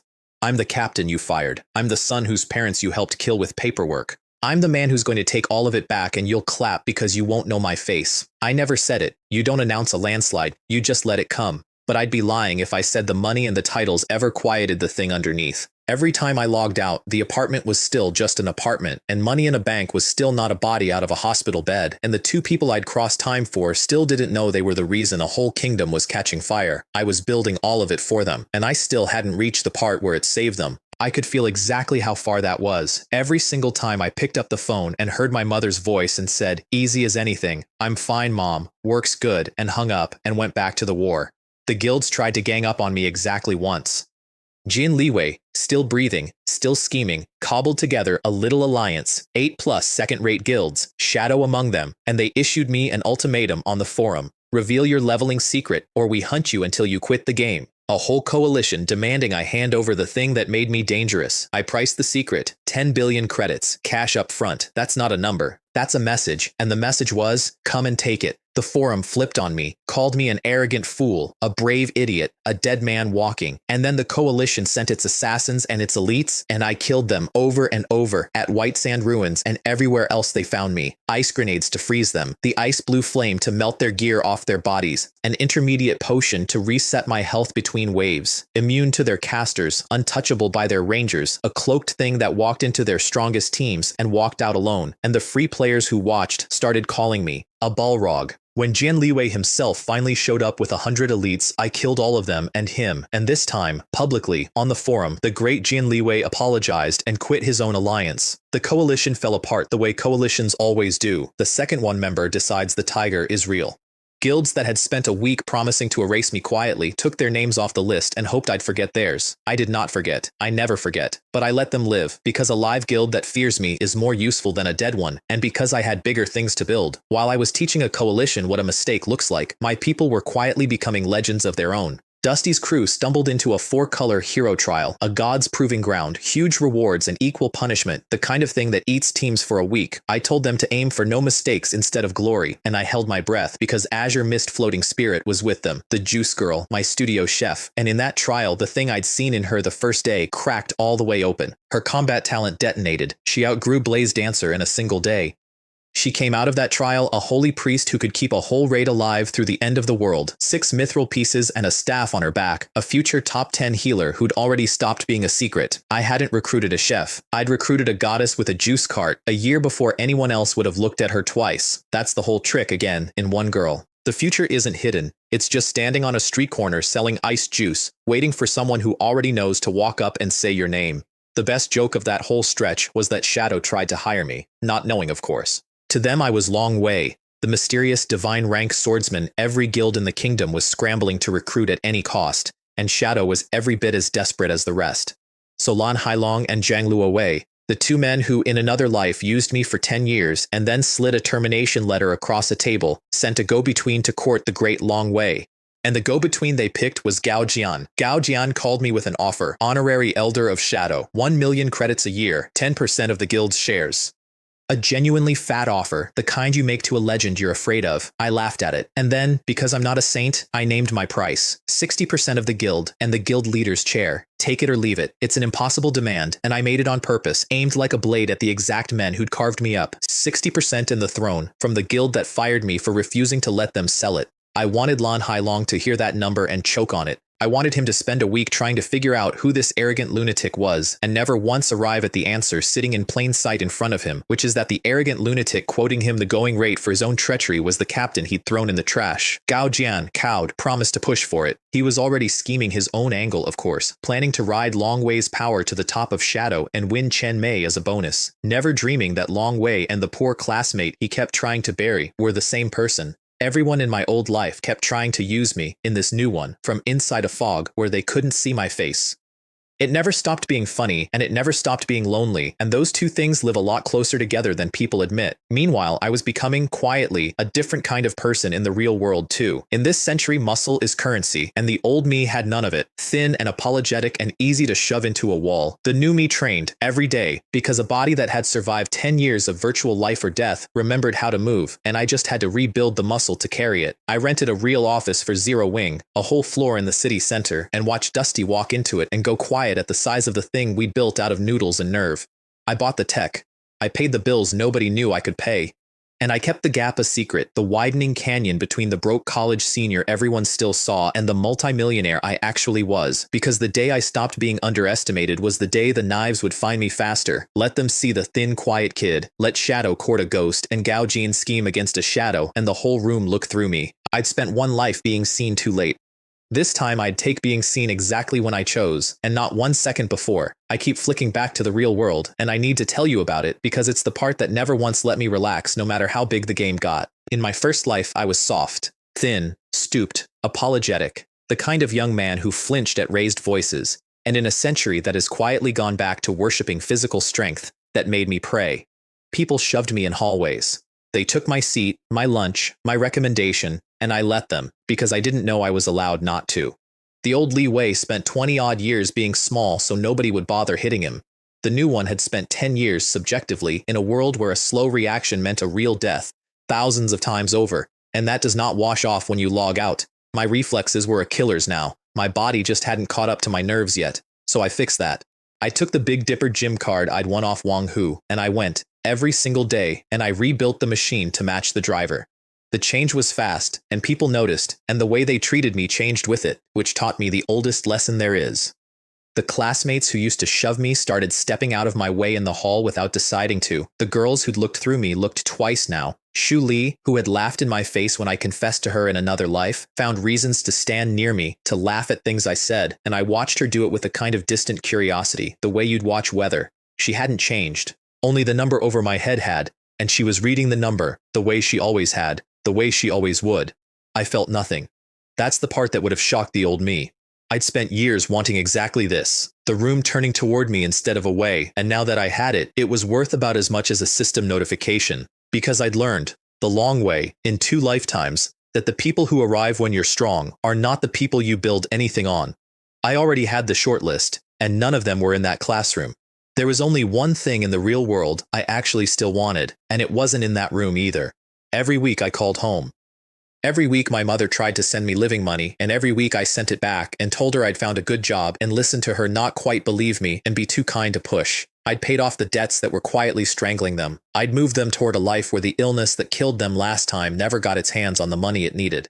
I had done, in the game and out of it, more than the old leeway managed in 10 years, and it still wasn't the thing. An apartment is not a cure. A paid debt is not a healthy parent. I had built an empire of numbers, and I could not yet spend a single one of them on the only purchase that had ever mattered, because the day for that hadn't come, and I could hear it coming, and I trained, and I schemed, and I got richer and more dangerous, and under all of it the clock kept its own time, and never once let me forget what I'd actually come back for. The merchant house nearly broke me, and I mean that as a compliment to it. There's a place in White River City called the Star Scar Merchant House, and its NPC president Henry made me a deal through Mei Lin that sounded less like a quest and more like a dare. Save the merchant house and get 20% of it plus the only 4th tier teleport scroll in the whole kingdom, a thing that can drop you anywhere on the map. The catch, the part that made even me swallow, was the target. Earn 30,000 gold in 1 month. 30,000 gold is not a number a person earns, it's a number a first-rate guild dreams about. In my last life it took a legend and an army to hit it. I had 30 days and a hammer, so I stopped being a smith and became a factory. I took over as acting president. I got a brilliant NPC assistant named Alara to run the floor, near 4th tier intelligence in a helper the game just handed me. And I hired an army of life players, 245 alchemists, and 228 blacksmiths across 8 cities to mass-produce whetstones and potions at a scale no guild had thought to try. Not a shop, a supply chain. When we reopened, the advanced whetstones sold out so fast it set off a buying frenzy in every guild in the region. Starscar started pulling 300 gold an hour, every hour, around the clock, and I became the first advanced blacksmith apprentice in the game, which unlocked the magic power armor plate, a thing you bind to any piece of gear to make it stronger, that only I knew how to make. Darkstar tried to keep up. Unrivaled Fury had the underworld's money now, and he copied my whetstones and undercut my price.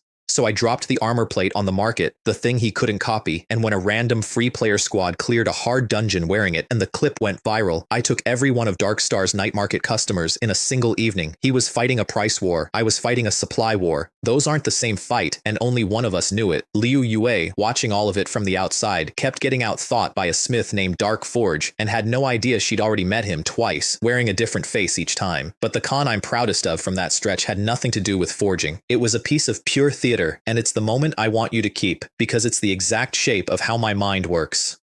My ore supplier, Aqua Rose's Mega Guild, tried to squeeze me. She was a no-show at our 3rd trade, and in her place they sent a smug operator named Wise Sage, conversing to renegotiate from strength, so I ruined him with 3 masks and a contract. First, I put on the demon mask and became Unrivaled Fury, Darkstar's leader, and made sure Wise Sage conversing overheard me complaining that Blackwing City was drowning in cheap sturdy stone, worthless, can't give it away, which quietly gutted the price he'd been counting on. Then I changed my face into a shabby old NPC I called Miguel and stood on the street corner selling sturdy stone dirt cheap, proving the rumor true.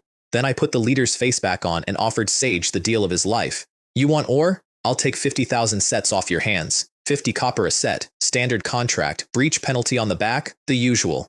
I watched him do the math, the resale, the margin, the killing he thought he was making off a rich idiot in a mask, and I watched greed close his eyes to the size of the penalty stamped at the bottom. Deal, he said grinning, and he signed. He delivered the 2,000 sets he actually had. Then Miguel vanished, and the cheap ore vanished with him, and Wise Sage, conversing, went looking for 48,000 more sets that no longer existed at any price. The breach penalty ate him alive. He got demoted, and his own guild, certain the man who'd ruined them was unrivaled fury, sent their real-world muscle after Dark Star. Let me make sure that landed. I used one enemy's face to trick a second enemy into declaring war on the first. I did not throw a single punch. I just handed everyone the wrong name and watched them go. It also, by pure accident, handed me one of the best people in the game. Aqua Rose's guild sidelined her over the whole mess, her family forcing a decision she refused, and she got kicked out. So I invited her and her 100 loyal followers to come be my vice guild leader in the Star Moon Kingdom, and covered the 300 gold in teleport fees myself. Her old guild had no idea what they'd thrown away. 2 future 6th tier divine level powers, gone over a con they didn't even understand had a puppeteer. I keep saying my recruiting was a habit. Sometimes the habit recruited itself. By the end of it, I'd earned the 30,000 gold. I owned a fifth of a merchant empire across 8 cities, and I'd won a blueprint war at the Blackwing auction for the one item every guild in the kingdom suddenly, desperately needed: the Arc Light Shield, the fix that lets a tank survive the big 50-man dungeons. First-rate guilds pooled their fortunes against me for it. I outbid all of them to 135 gold, and I walked out holding the future of every raid roster in the region. And then, finally, after all of it, I did the thing this had all been building toward. I walked into the Adventurers Guild and I founded the guild, not the studio. The guild.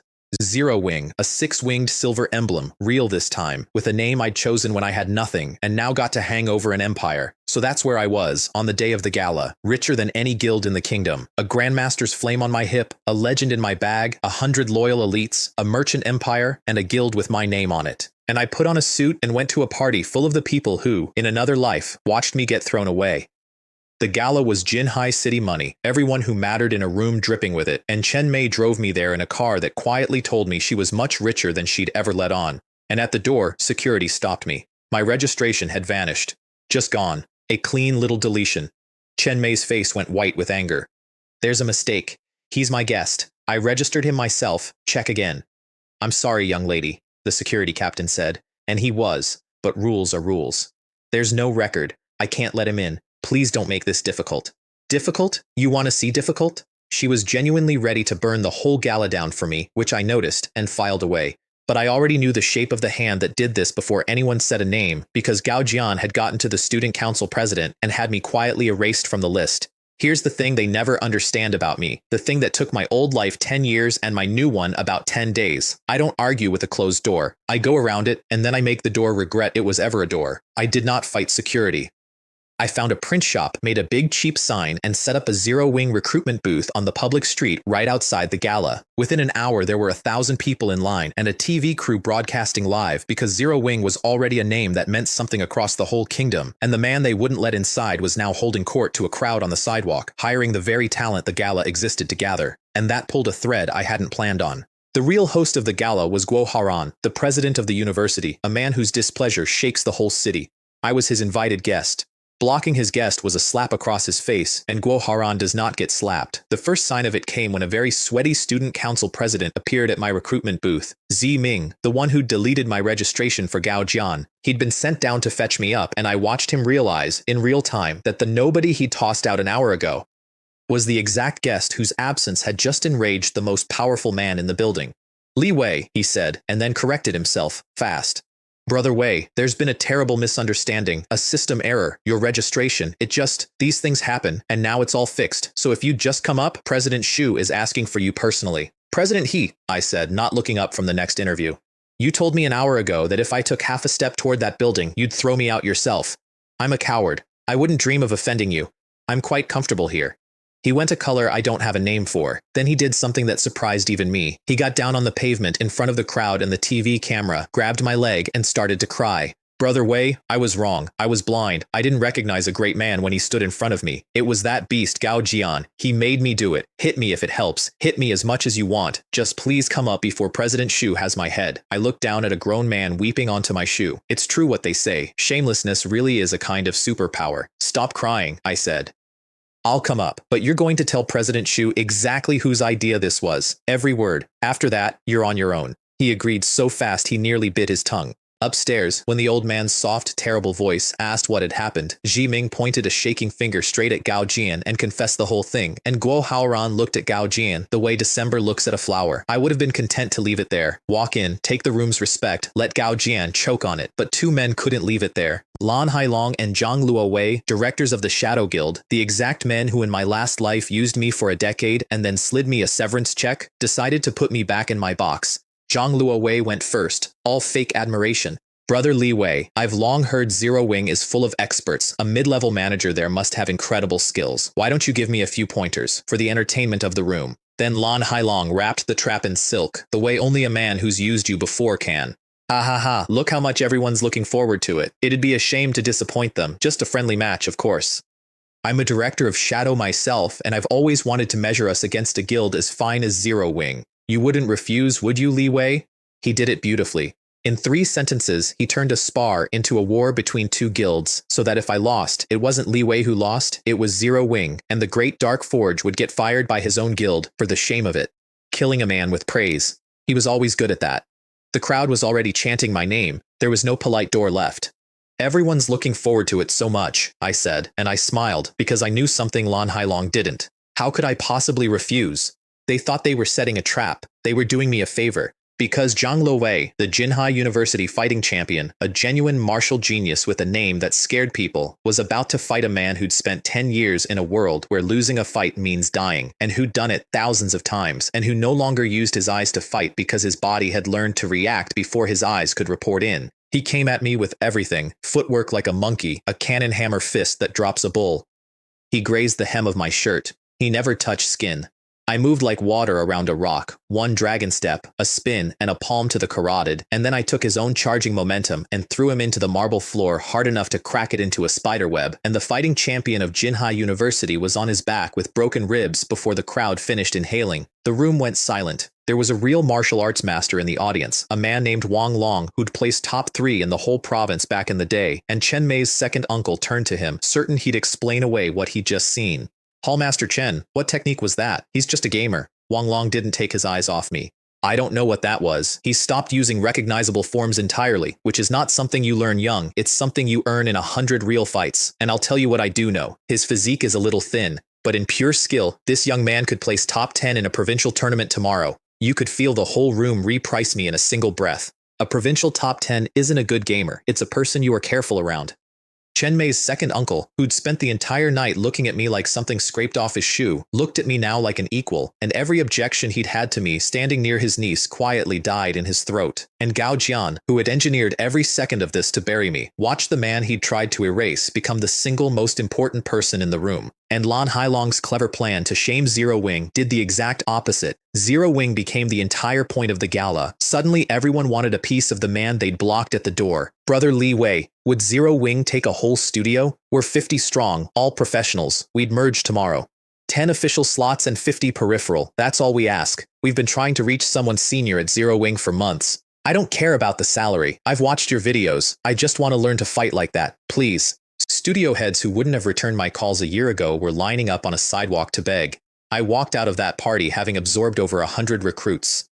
And among them, quietly, without any of them knowing it was the whole reason I'd come, were the 5 I'd actually wanted. The 5 demon generals, Shadow's future top 5, the men who in another life helped conquer 10 city-states, signing their names to my guild a full decade early, plus a whole elite studio, plus a rival studio that had snubbed me the last time around. Zero Wing crossed 500 members that single night. I want to be honest about how that felt, because it's the closest this story gets to the thing underneath. In my last life, Lan Hailong wasted 10 years of my work and then threw me a severance check. In this one, he handed me his own future, gift-wrapped, in front of the whole city, and never once realized the ordinary-looking man in the tracksuit tearing his plans apart was the captain he'd fired in a life this man couldn't remember. Revenge, it turns out, doesn't have to be loud. Sometimes it's just you, in a borrowed suit, being quietly, unbearably better, while the people who broke you clap because they don't recognize your face. I didn't gloat. I had a shield to forge. But I let myself enjoy it, on the drive home, next to a girl who'd bet 10,000 credits on me when I was nobody, just for a minute. Then the clock ticked, the way it always did, and I went back to work. I want to slow down on one person, because she's the ally I built the most carefully, and because building her was the strangest thing I did in either life. You've already met Liu Yue, the ice snow goddess, devouring serpent's blade. What I never told you is that she studied my combat videos frame by frame until her whole team learned to fight like people instead of like a spreadsheet, and that she is the one person in this story who kept almost solving me and never quite could because she was chasing two men who were the same man and didn't know it. Think about what she was actually seeing. There's a swordsman named Long Wei, a divine rank monster who solos armies and turns down every guild that begs him to join. There's a smith named Dark Forge, who outschemes her in the market, supplies the whole kingdom, and turns down every guild that begs him to join. They appear in the same stories, they have the same allies, they never appear in the same room. And she's an intelligent woman, so she keeps circling the pattern, feeling the shape of a single hidden force behind both faces. And she's right, and the single hidden force is one broke college kid with a demon mask and a very good memory, so I played both sides of her at once. As Long Wei, I refused Devouring Serpent, politely, for the 10th time. Then I put on the mask and, as Dark Forge, made her apologize to me for the crime of underestimating me and took an equal partnership instead of a job. The Ice Snow Goddess does not apologize. She apologized to a man she'd already failed to recruit twice, wearing a different face each time, and I stood there behind a demon mask keeping my expression very, very still. I carried her raids too, as Dark Forge taught her team the coordinated attack rotation that becomes the boss-killing meta, watched her go from strong to frightening. She picked up a two-handed greatsword in a ruin somewhere that I clocked immediately as the Azure Sky, one of the 36 famous swords, a magic tool like mine, and she wielded it not even knowing what she held. She was becoming exactly the powerhouse I remembered her being a few years early because I kept feeding her the pieces. And here's the thing I never told her that I'll tell you. I didn't build her up as a weapon. I built her up because in my last life she was one of the few genuinely good ones, a leader who wouldn't spend her people's lives for her own pride, who followed her own read of a person over her own guild's interests. When Darkstar and the underworld finally came for me, she bled her whole guild to buy me time, on nothing but a hunch that the quiet nobody was worth it. She had no proof. She just trusted her own eyes, over her own guild's ledger, and she was right, and I have never once forgotten that she was right before she had a reason to be. That's the only kind of ally worth having, in a game or out of one. Not the strongest, the one who backs you before you've shown them why. I had a very short list of those. I spent 2 lifetimes learning how short. Everyone thinks a guild is built on power. It isn't. It's built on loyalty, and loyalty is the one thing my money couldn't buy, so I had to find it lying around, unspent, in people the world had underpriced. Take Aqua Rose, famous already, a top 10 curse master, known across the whole game for one trait above all others: she does not betray people. When her old guild threw her away, she didn't auction herself to the highest bidder. She brought her 100 loyal followers to a declining nobody guild, on nothing but a read of who I was, and became the spine of Zero Wing, running the whole operation while I ran the wars. She was also the only one who kept a running tally of exactly how insane my wealth was. She'd look at me sometimes with this specific, exhausted expression, the look of a rich woman doing the math on a richer man and not liking the answer every time I paid some absurd number without blinking. I never explained. Watching Aqua Rose recalculate my net worth was a small daily joy. Then there's the rest of them. Cola, my main tank, who used to apologize for existing and became a wall nothing could get through. Frost Lark, a little money grubber with a healer's staff who'd loot a corpse mid-battle and threaten to kill and revive an enemy until he hit level 0, delivered in the cheerful voice of a girl offering you tea. Dusty, always Dusty, who'd been with me since the noodles in the empty room and never once considered leaving. Blaze Dancer, who tried to fall on a grenade for me before she'd even joined. Azure Mist, who'd give up her whole account to fight on the front line instead of being protected. None of them knew the real me. Not the reborn part, not the 2 lives part, not the clock. They just knew that when Darkstar surrounded my main force team and every calculation said abandon them, I walked into the trap alone to get them out, and that a guild leader who bleeds for his people is rarer than any legendary item, so they bled for me back. That's the whole economy of the thing. You go first. You go into the fire for them once, visibly, when the math says don't, and after that, you never have to ask again. In my last life, I learned this backwards. I gave a guild 10 years and it handed me a severance check because I'd built it on ambition, on people who were there for the winning and gone at the first loss. This time I built it on a handful of nobodies the world had mispriced, and it has never once cracked, and it never will. Zero Wing isn't the biggest guild I've ever run. It's the only one that would still be standing if I lost everything tomorrow. In 2 lifetimes, that's the single wealthiest thing I own, and it's the one thing I never had to buy. The arc light shield made me a fortune and a target in the same afternoon. I forged a handful of them, sold Liu Yui the first batch, and put exactly one up on the Starscar counter at 30 gold, no bargaining. Within the hour, every guild in 8 cities was scrambling to raise the coin, and Dark Star put out a public offer of 1 million credits for a single shield, which I have to admit was a slick move. Buy the attention even if you can't buy the shield. Unrivaled Fury burned 700,000 credits stockpiling gold to grab one off my counter, certain it was his ticket to the big first clears. He thought a shield was the answer.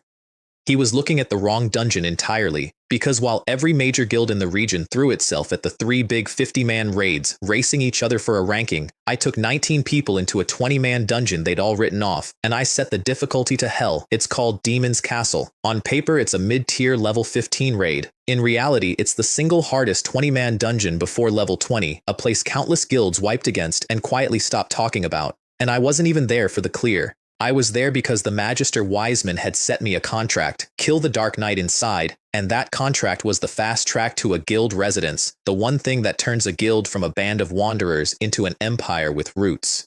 Shadow needed 7 months to get one in my last life. I intended to have it in 15 days. I brought Cola in the Arc Guardian, my dark gold shield with a skill that lets him rewind 9 seconds of damage like it never happened. I brought Aqua Rose and my priests an Azure Mist floating spirit who'd come out of a god's trial transformed into a healer who could keep a corpse arguing. And when Aqua Rose saw me select hell from the entrance, cold, casual, like I was ordering lunch, I thought she was going to log off out of spite. "President," she said, in the voice of a woman watching a man walk onto a frozen lake, "it's hell difficulty." "We're very strong," I said, which is not comforting, and started the raid. Then Cola solo tanked 10 elite monsters and made it look boring, and she stopped talking. The first boss was a knight commander named Scorched Kale, a lord, 880,000 health, and 2 ways to end a raid. The first was demon summoning.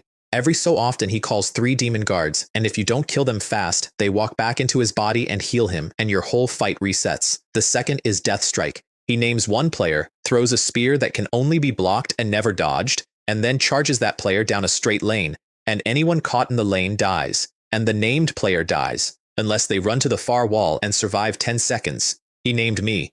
Of course he named me. I turned and blocked the spear with a parry, and it scratched the abyssal blade, an actual visible scratch, on a magic tool that eats other weapons for breakfast. If that had been a mithril sword, it would have shattered. That scratch told me exactly how hard the thing hit, and it told me to respect it. So I ran. I kited a lord in circles around the arena for 10 seconds, staying alive, while the team burned his summoned guards down before they could heal him, and the whole time, my title was working. Demon Hunter. 20% off every stat he had, just for me standing near him, because he's a demon and I hunt those. Cola tanked what was left in the Arc Guardian, and when Scorched Kale went berserk at the end, the swing that should have wiped us hit a 9-second rewind instead, Cola's shield undoing the damage like it never happened. Scorched Kale roared and swung at a man who couldn't be killed, and fell in a pile of loot big enough to make the whole team forget they'd been terrified 2 minutes ago. 11 pieces, among them a dark gold blade called the Demon Slaying Sword, which I clipped to my offhand because I had a much worse thing to kill in the next room, and I wanted the reach. Aqua Rose looked at the corpse of a lord that whole guilds reset the dungeon to avoid, then down at her own health bar, which had never once dropped below half. "That was the hardest boss in this raid," she said slowly, "on hell difficulty, and it was fine. It was almost easy. It was supposed to be," I said. "That's what preparation looks like from the inside. Everyone else calls it luck because they didn't do the part where you make it easy on purpose." I did not tell her that the next room was going to take that nice warm feeling and set it on fire in roughly 4 seconds. Some things you let people enjoy while they still have them. Outside, at the exact same time, a genuine elite adventurer team, a famous one, was wiping against that same boss on normal difficulty. Normal. We'd just walked over him on hell without losing a single person, and 30 feet of stone away, a top-ranked party was eating the floor on the easy setting and posting screenshots of their own funeral. I mention that not to brag, though I admit it's a little satisfying. I mention it so you understand exactly what kind of place this dungeon was, and therefore what it meant that the room ahead of us was harder, and why, for the first time in a very long time, I did not know if I could win. We cleared to the central hall, and there was the Dark Knight I'd come to kill, Kronos, sitting on a black throne. 4 million health. Fine. I had a plan for 4 million health. I did not have a plan for the 2 additional bosses standing next to him. 2 fallen angels, jet black wings, 3.5 million health apiece, and an aura that pressed on the whole team like a hand on the back of the neck. Wiseman's contract hadn't just raised the boss, it had tripled it. Kola threw his shield to test the water, and the damage number that came back was a 1. Not 1001. 1. Kronos rose slightly off his throne and looked at Kola with eyes like two red holes, and spoke in a voice with no anger in it at all, which is somehow worse. You are courting death. Kola actually shivered, and it's a game, and the fear was real anyway. The whole raid stood in that throne room doing the quiet math of people who've realized they're about to die for nothing.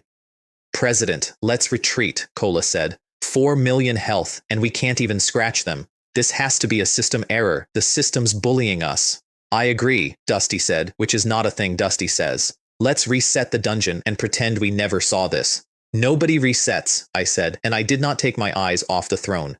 Look at the gate behind him. If we leave, that opens, and every demon on the other side of it walks into White River City tonight. You want to be the reason the capital burns? Honestly? Right now? A little, Kola muttered. But he set his shield anyway, boots planted, and that's the whole truth about my people in one motion. They will tell you the plan is suicide, in detail, with footnotes, right up to the exact second I need them, and then they will hold the line and complain about it later. It wasn't a system error. When the system builds something this cruel, it also builds the trick to beat it, and the trick came down out of the ceiling on a beam of holy light. Her name was Mei Lin, the greedy holy sister from the slum library, except now she descended like a goddess, and when she landed, she didn't even glance at us. She looked at Kronos, and Kronos, who had not flinched at 4 million health worth of confidence, showed something on his face I can only call terror. The two fallen angels lifted off to take her, and one of them threw a last order over its shoulder at the Dark Knight. Kronos, deal with these ants, then open the gate. Let this continent know fear and death again. Mei Lin turned to us, and for the first time she spoke to mortals. Adventurers. Kronos has turned everyone in this castle into demons, and now he means to open the gate to the demon realm and drown White River City in the dead. You must not let him. Stop him here. Then she recited something in a language that made my teeth ache and pointed at us and dropped a blessing on every one of us. Plus 200 to every attribute. The throne room stopped feeling like a tomb. Dusty's health crossed 5,000. Kola crossed 7 and became a small boss in his own right. And Kronos, robbed of his 2 bodyguards, came off the throne to make us regret being born. For a while, it worked.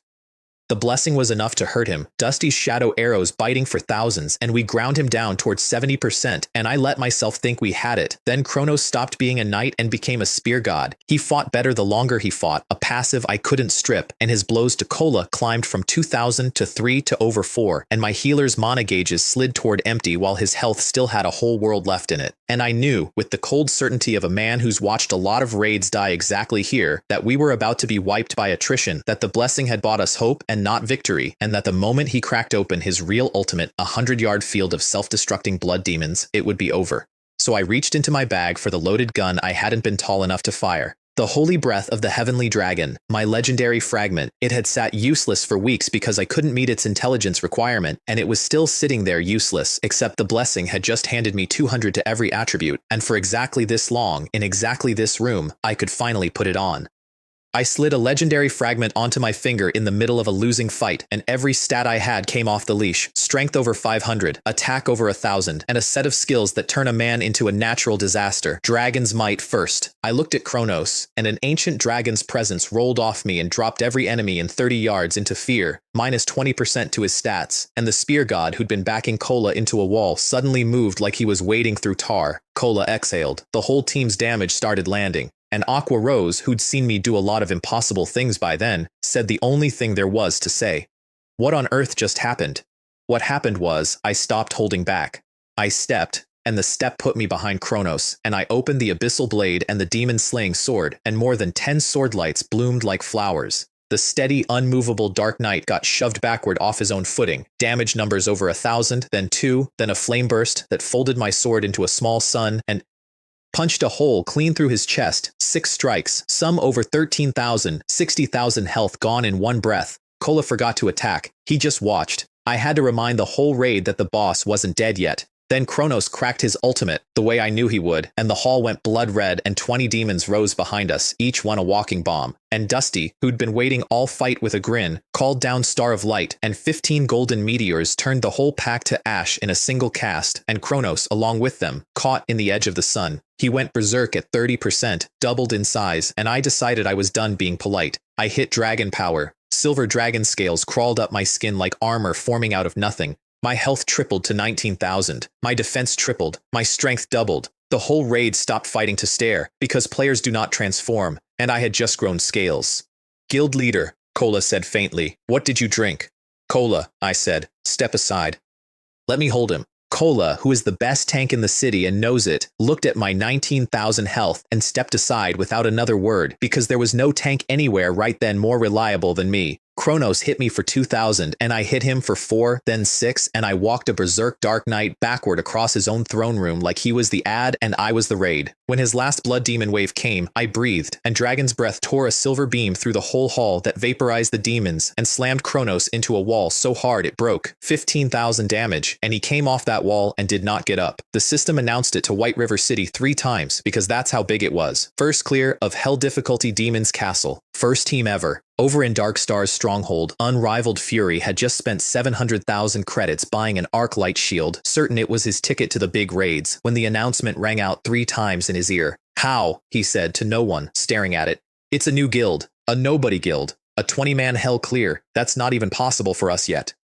How did Zero Wing do that? He decided it didn't matter. He decided a lot of things didn't matter, right up until they killed him. And I hit level 18 standing in the loot glow with a raid full of people who'd walked in expecting a funeral. I turned the demon's heart into Wiseman, and the old Magister looked at me the way people had started looking at me a lot, like I was a joke the universe was telling, and he'd just reached the punchline. You killed Kronos, he said, and saved this whole city, and you did it before you're even a first-tier profession.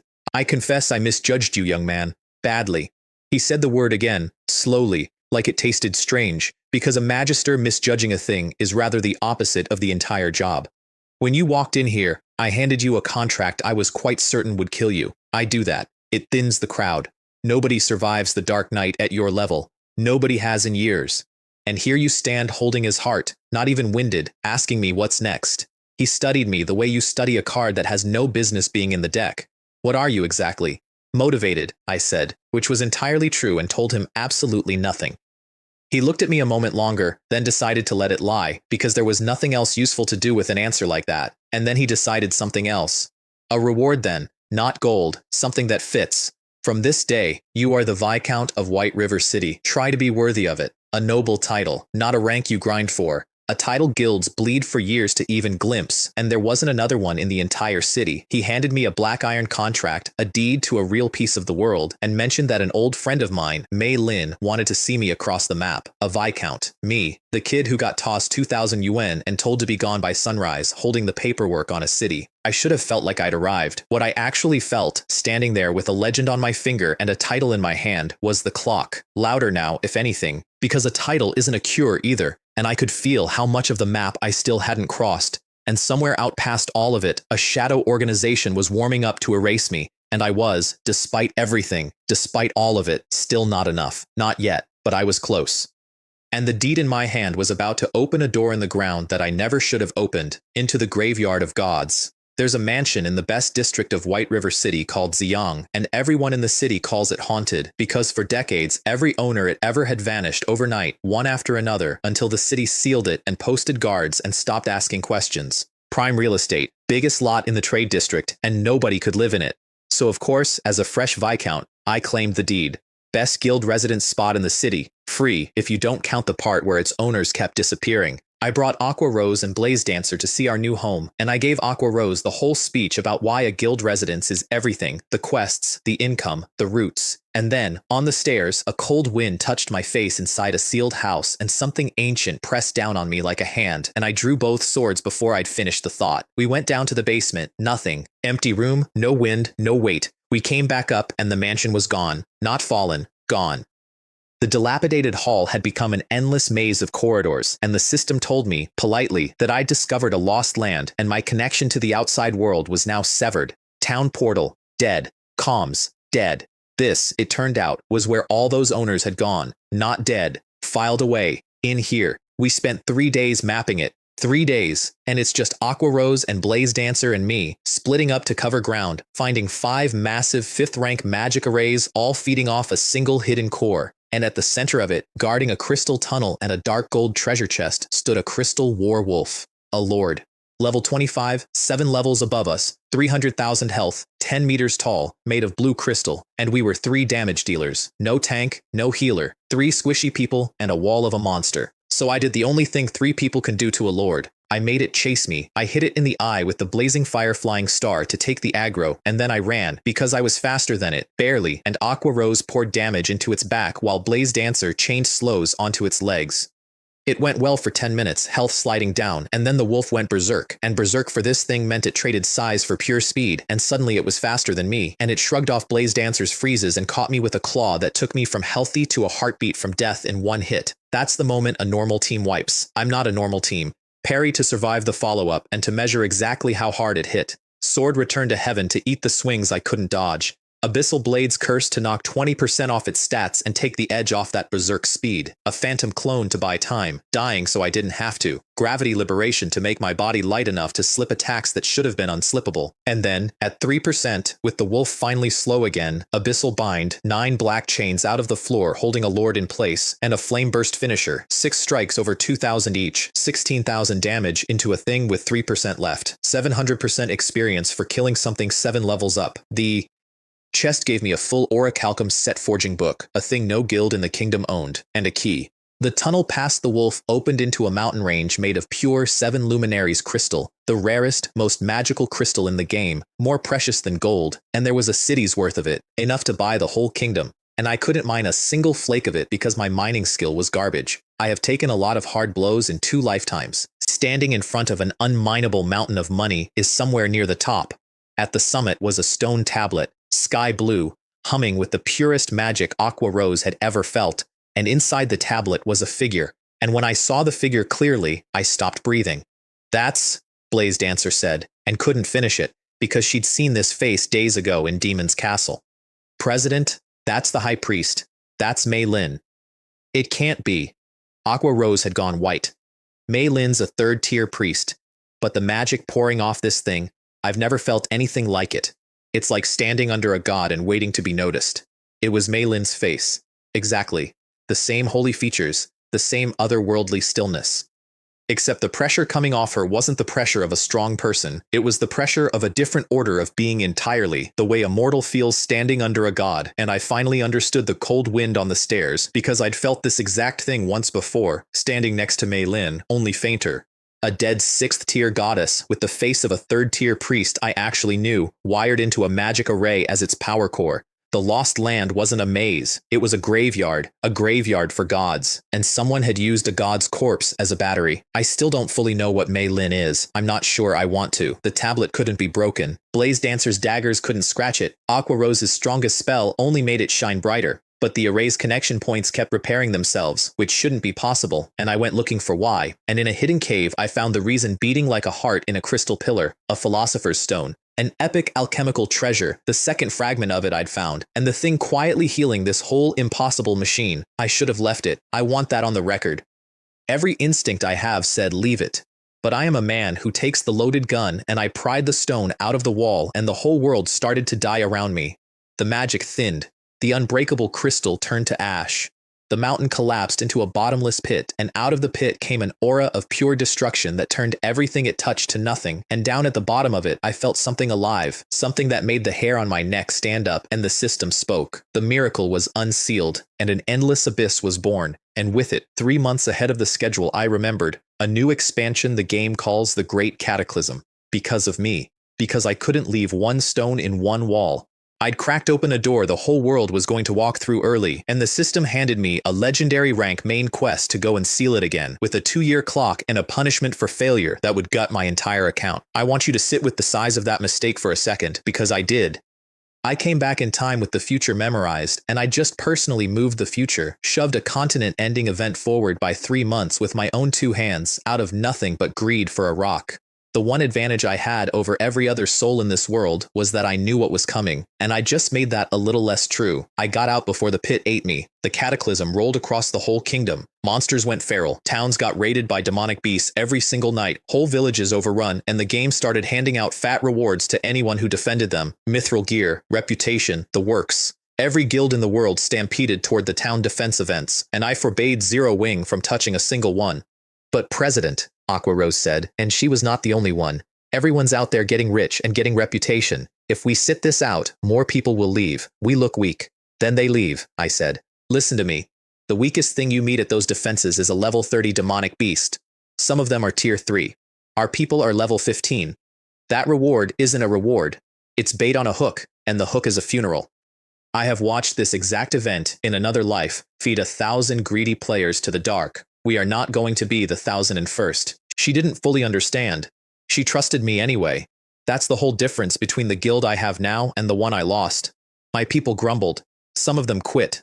4,000 of them, over a couple of weeks, deciding a guild that sat out the gold rush was a guild going nowhere. I let them go. I'd learned that lesson the hard way in another life, where Shadow got so bloated with fair weather bodies that it could barely move. I'd rather have 4,000 people who'd die for the guild than 8,000 who'd leave it the second the weather turned. Quality over quantity. Let the water find its level.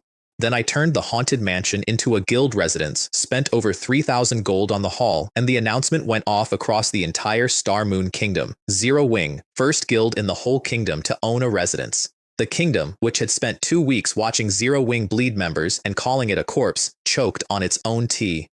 First residence in the kingdom? The guild everyone said was dying 2 weeks ago?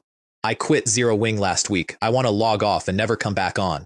So that's why they sat out the gold rush. They weren't lost. They were building a house while the rest of us chased scraps. Every one of those 4,000 quitters read that and understood, all at once, exactly what they'd walked away from, while the people who'd stayed got roots and rest bonuses and private rooms and a home. Recruitment flooded back so hard Aqua Rose could barely process it. An unrivaled Fury, over in Dark Star mid-boss fight, saw the announcement and lost his mind so completely that he forgot to block.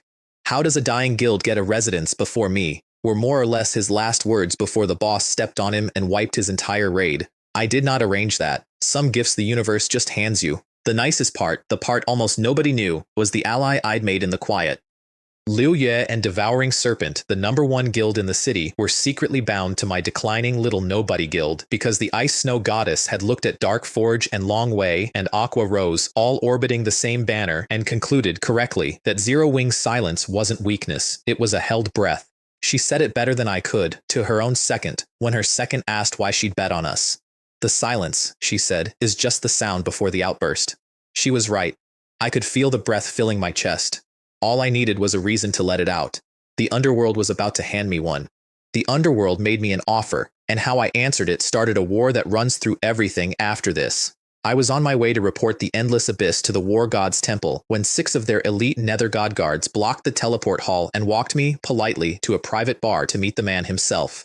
Wei Xuanyang, the jealous young master, 2 NPC servant girls at his shoulders because nothing says power like owning people the game won't sell, and he made me the offer they'd decided would buy me now that Zero Wing owned a residence and couldn't just be swatted. "You've seen what the underworld can do," he said. All silk and patience, gesturing at the 6 killers by the door. "We took a nothing 3-star guild called Dark Star and made it a power in a season. Say the word Dark Forge, and Zero Wing won't just rule White River City. It'll be the #1 guild in the entire Eastern District, 20-some cities, all yours to run." He leaned in for the number. 1 billion credit points up front, 100 gold every week, 100 of our experts, and a whole guild of nether guards at your back. All we ask is a stake. 50%. 50% sounds like a partnership. It isn't. 50%, when Aqua Rose already holds a sliver, is control, one small purchase away from owning me outright. I lost my whole last life to exactly this trick, a friendly investor who turned into a landlord. "It's a generous number," I said. "Truly, but 50 is too high. 10%, not a point more." He actually laughed. 10. I put 1 billion credits on the table, and you offer me 10% of a guild that isn't even the biggest in one city. 1 billion credits isn't very much, I said, and I watched the smile stall on his face. My merchant house earns more than that. The mansion I'm standing on is worth 10 of them. 10% is me being generous to you, President Wei. Anyone else would have gotten one. That was the moment the gentleman evaporated. He'd offered a kingdom and been told it wasn't enough, and men like him have never in their lives heard the word no said flatly to their face.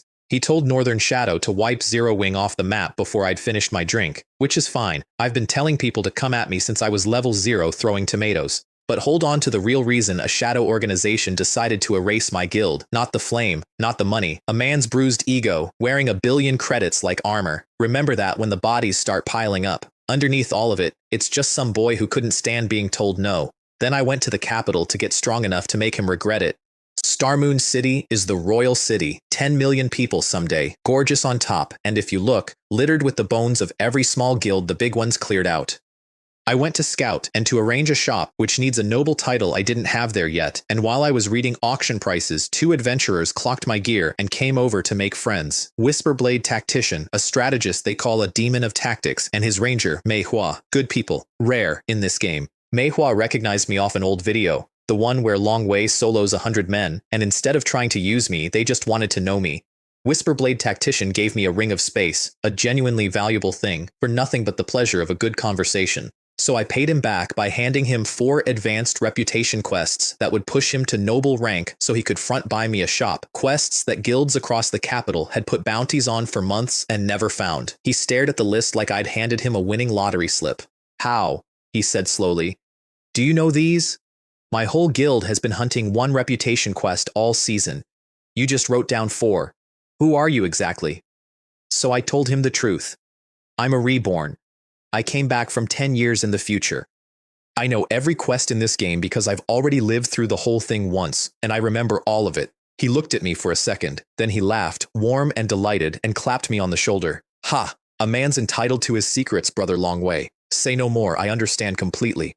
And he added me as a friend, absolutely certain I'd just told him a joke.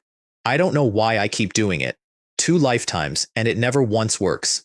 I tell people the flat, honest truth, the single strangest and most valuable fact about me, and they smile and file it under harmless nonsense because the truth is too big to fit through the door of a normal afternoon. Nobody believes a Reborn. They'll believe a con man, a beta tester, a genius, a monster. Never the thing that's actually true. I've stopped expecting it. I haven't stopped trying. It's the closest thing I have to a hobby. The War God's Temple is where I got dangerous. Its 9th floor, the Eternal Throne, is 50 silver thrones and 9 gold ones and 1 purple one, and on almost every throne sits a peak power of the whole game, most of them only projections, one of them terribly real, and the pressure of them all looking at you at once makes your legs want to fold. They needed someone to collect the 7 supreme treasures and reseal the abyss I'd cracked open, and before they'd trust a mortal with that, they wanted to test me, with a thing that hadn't been opened in 900 years. The 12 trials. Pass 6 rounds, they said, and you're worthy. And they smiled, and they did not mention the part where failure kills you, because ancient powers are exactly as honest as any other salesman. Pure combat, no potions, no scrolls, just me and a monster and a shrinking arena, and a new beast every round, and each one is a different puzzle wearing teeth. Round 1, a griffin, king of the sky. You don't outfight the sky, you ground it. I clipped its wing on the first pass, and a griffin that can't fly is just a very angry cat, and I gutted it. Round 2, a silver wolf, faster than me on open ground. So I took the ground away. Hamstring the back legs, and then it's my speed against a cripple, and that's not a fight, that's a chore. Round 3, a blue-eyed spider in a cave with no light. It saw me perfectly. I couldn't see my own hand. That's a losing fight for exactly as long as it stays dark, so I set myself on fire. The ice blue flame, all over my body, and the whole cave lit up like noon, and the thing that had lived its whole life in the dark went blind, and I killed it in the glare. Round 4, a lion king that froze the entire arena into a field of ice, its home terrain. My flame melted its home out from under it. Then I couldn't out-tank its ground slams, so I stopped trying, ran it off a cliff, softened my own fall with the gravity ring, and let the cliff do the tanking. Round 5, a chimera. I'd wiped against one of these in another life, in a 100-man raid, so I knew the one thing it can't survive is itself. I walked it into its own poison fog and lit the fog. 6 million experience by the end of it. I hit level 20, standing over a monster I'd killed with its own breath. Before round 6, I stopped and did something the ancient powers had never seen. I refused to gamble. I sat down in the arena and rebuilt myself, poured mastery into my sword until it hit a new tier, and then I fed the abyssal blade until the Black Dragon King roared up out of it again, and it crossed into something the game barely has a word for, a pseudo-supernatural weapon that unlocked a profound truth called Secret Art, Black Emperor. Crit a target, stack death key, and each stack buffs me or shaves the cooldown off a skill. It fixed my one real flaw, that I'm all burst and no sustain, by turning my burst into a loop that never has to stop. Round 6 was a flame serpent with 150,000 health that healed 500 a second and shrugged my hits down to nothing, and I killed it anyway, stun into the whole rotation into a flame burst finisher without even needing the new toy. Round 7 is the one worth telling. Round 7 was me, a phantom beast, 200,000 health that copies your appearance and every skill you own, a mirror with more health than you and no downside. It parried when I struck, dodged when I dashed, matched me move for move, and outweighed me on every stat. And for the first time in the whole trial, I was losing, my health draining while its bar sat full. A fight against yourself is the one fight you can't win by being better, because you aren't better, you're identical, except you're not, quite.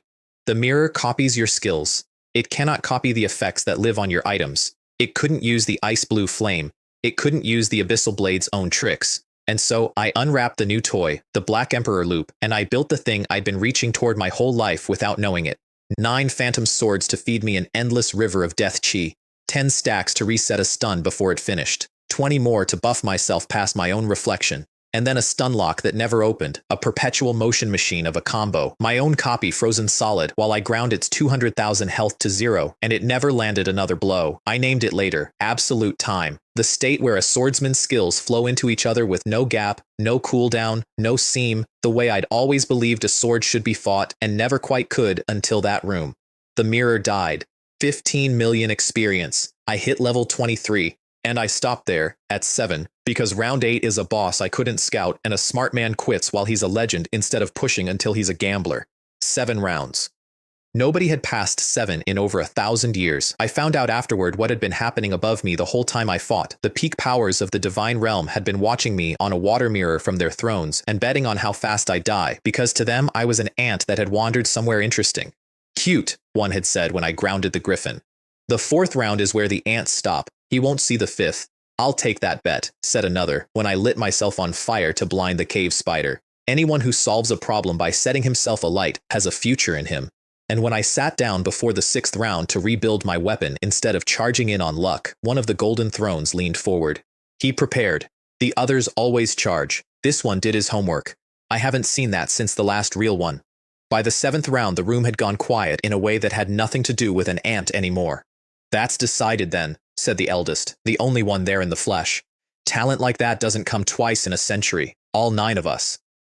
For the little one. And they rose, and they poured out magic essence, a substance more precious than any crystal. Each dropped the life's work of a lesser power, 9 houses worth of it, and they forged it into my body. A golden stigma. It made me the collector of the 7 supreme treasures. It senses the treasures across the map, ignores 20 ranks of monster, adds 40 to every resistance, and gives me an eye that sees through everything and hides nothing. The seal on the endless abyss is broken, Xylos told me, and the fate of the continent now rests with you. Collect the 7 treasures within 2 years, or the world becomes a dark paradise, and you become the man who could have stopped it and didn't. A 2-year clock. A ruinous penalty for failing. The fate of a continent handed to a college kid who'd started this life doing math about 16,000 credits. I added it to the list. I already had a shorter, more important clock running under everything, and if saving the world fell out of saving the 2 people I'd actually come back for, so much the better for the world.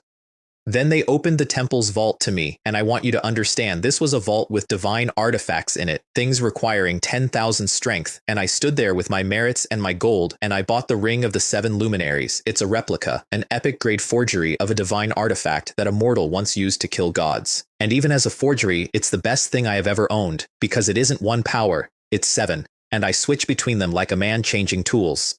Earth, for when I need to be an unbreakable tank. Water, for when I need to heal. Wind, for when I need to be the fastest thing on the map. Fire, for when I need something to stop existing. Time, which locks a whole field of enemies out of their own skills, which is the single most unfair thing I have ever held. Illusion, for immunity to magic. And Void, which makes me immune to every leash and teleports me 300,000 yards across the map in an instant. I put it on, and my intelligence climbed, and my whole body woke up, and I stood in the vault of the war god's temple, a viscount, a legend, a man who'd passed a trial nobody had passed in 1,000 years, wearing a ring that could carry me across 2 whole zones in a blink, which was good, because while I was becoming a god in a temple, Wei Xuanyang had finally moved, and my people, the ones I'd sworn to protect, were trapped in a forest on the far side of the map, surrounded, dying, and out of time, and I had a ring that could teleport across 2 zones in a blink. Before the war, You need to understand exactly what I'd pick to fight with, because I spent a while not understanding it, and not understanding it is how people in this story get hurt. The underworld is not a guild. Get that out of your head. A guild is a few thousand people who log in to have fun. The underworld is a real-world organization, a genuinely frightening one that a decade ago turned its full attention to virtual games for reasons nobody outside it can explain, and now fixates on Divine Realm the way a spider fixates on a web with something struggling in it. It spans kingdoms. It owns guilds the way you own a pair of gloves, slips them on, uses them, throws them out. Dark Star was a glove. Unrivaled Fury thought he was a guild leader. He was a finger. And the thing that makes it dangerous isn't the money, though the money is bottomless. It's the reach. When the underworld decides you should disappear, it doesn't send a mob. It sends specialists. Northern Shadow, an intelligence man who could find anyone. Abyss Stopper, a top-tier expert who'd beaten Unrivaled Fury down to 1/10 of his health in 20 rounds. A whole regiment of Nether God Guards, players it had spent years and fortunes forging into killers. Real-life assassins on retainer, like absolute heaven. Even Liu Yue, who fears nothing, drops her voice when it comes up. So when Wei Xuanyang offered me 1 billion credits for half my guild and I said no, I wasn't turning down a bad business deal. I was telling a kingdom-spanning shadow to come and try me over the pettiest possible reason, one jealous man's bruised pride. And a shadow with that kind of reach, aimed by that kind of grudge, is the most dangerous thing in the game because it will spend a city's worth of resources to soothe an ego that a normal person would just have to live with. Here's the mistake everyone makes with a thing like that. They panic, or they hide, or they try to negotiate with the fog. I did the one thing that actually works against a power you can't outmuscle. I refused to fight a shadow I couldn't see. Before a single sword came out, I went and found its shape, its people, its reach, its map, so that when it finally moved, I'd already know every piece on the board, and the day I could see the underworld coming, the war stopped being a question of whether I'd survive it. It became a question of how much it would cost them to have started it. The answer, it turned out, was everything they'd sent. Here's what a full-scale war looks like when a jealous man signs the checks. While I was in the temple, Dark Star went total. Not a skirmish, a war.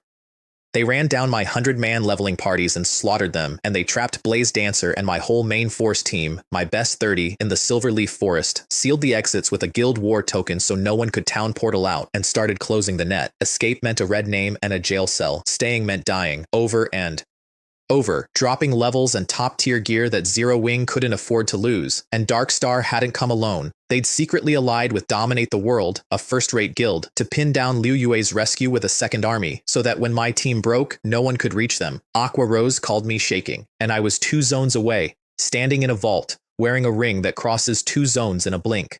I hit Void, and I tore across the map, and I came out of a crack in the air in the Silverleaf Forest before Liu Yue's main force could even arrive. And then, standing in the trees looking at the shape of the trap, I made a decision that made Aqua Rose think I'd lost my mind. I told her not to rescue Blaze Dancer. Not yet, because a rescue is what they expected, and a rescue is a small, defensive, losing move. 30 of mine dying to save 30 of mine. So instead, I took the 3,000 Zero-Wing elites gathering at the forest edge, and I turned them completely around, and I sent them to hit the back of Dominate the World. The first-rate guild that thought it was here to hold a door was about to find out it was standing in the middle of the road. First, I lit the fire. I posted publicly, under the name Dark Forge, a declaration to the whole Starmoon Kingdom. Dark Star sent tens of thousands to surround a few hundred of my people. Zero Wing will repay it 100-fold. If we die to the last man, we will still slaughter 30,000 of you. And I attached the video of my team, cornered and outnumbered, cutting down 1,000 Dark Star bodies before they fell. The whole kingdom lost its mind. The post pinned itself to the top of the forum with a red war banner, tens of thousands of views in minutes. A full-scale war, first one of the server. Support Zero Wing, a few hundred of them, and Dark Star had to send tens of thousands? That's not strength, that's fear. I was one of the ones they surrounded. You have no idea how it was. Our Blaze Dancer went through 1,000 people and dropped hundreds. Dusty dropped a star out of the sky and erased a whole company at once. Watch the clip. I want to join Zero Wing so badly it hurts. Dark Star bullies with numbers. If they're so strong, duel Zero Wing man to man. Cowards. My guild, which had been sagging toward despair an hour earlier, read all of it and caught fire. And I sweetened it, because morale is a resource like any other. 10 guild points for anyone who fought today, a mithril piece for 10 kills, a private room of your own for 100, and I meant every word of it, and they knew I meant it, and 3,000 tired people turned into something with teeth.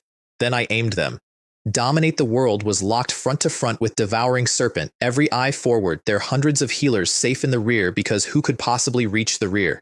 My 300 assassins reached the rear, 2 on every healer, 1 silent instant, and 200 healers died before the first scream finished, and a first-rate army without its healers is not an army, it's wheat. My melee wave crashed in behind the knives. I sealed the whole zone with a war token so not one of them could portal away. And then, when they'd bunched up tight trying to turn and face me, I gave the order I'd been saving. Ice grenades, all of them, don't save a single one.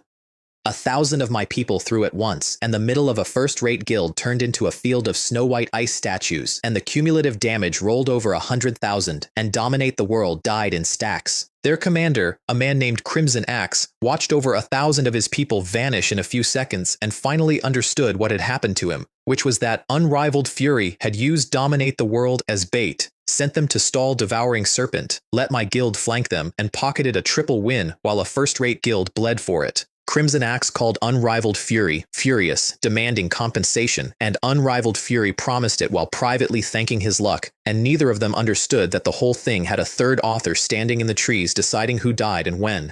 Crimson Axe tried to buy his way out. He called me mid-slaughter, all reason and reasonableness, a first-rate guild leader talking fast. Guild leader Darkforge, this is a misunderstanding. Dominate the World, and Devouring Serpent are old enemies. We only came for them. We never meant to touch your people. Whatever we cost you, I'll make it right. 1 million credits transferred now, and we call this an accident and walk away. What do you say? 1 million credits is a real number. In the old days, a studio worked a month for a fraction of it, and I want you to understand I felt nothing looking at it.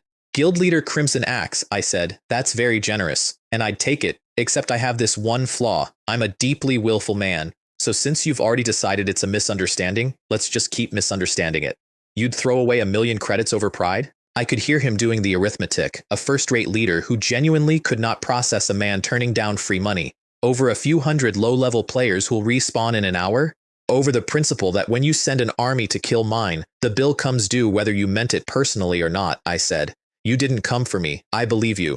But you came, and Zero Wing is going to be the reason first-rate guilds learn to think twice before they wander into somebody else's forest. Try not to take it personally. You're just the lesson everyone else gets to watch. He was still spluttering when I hung up.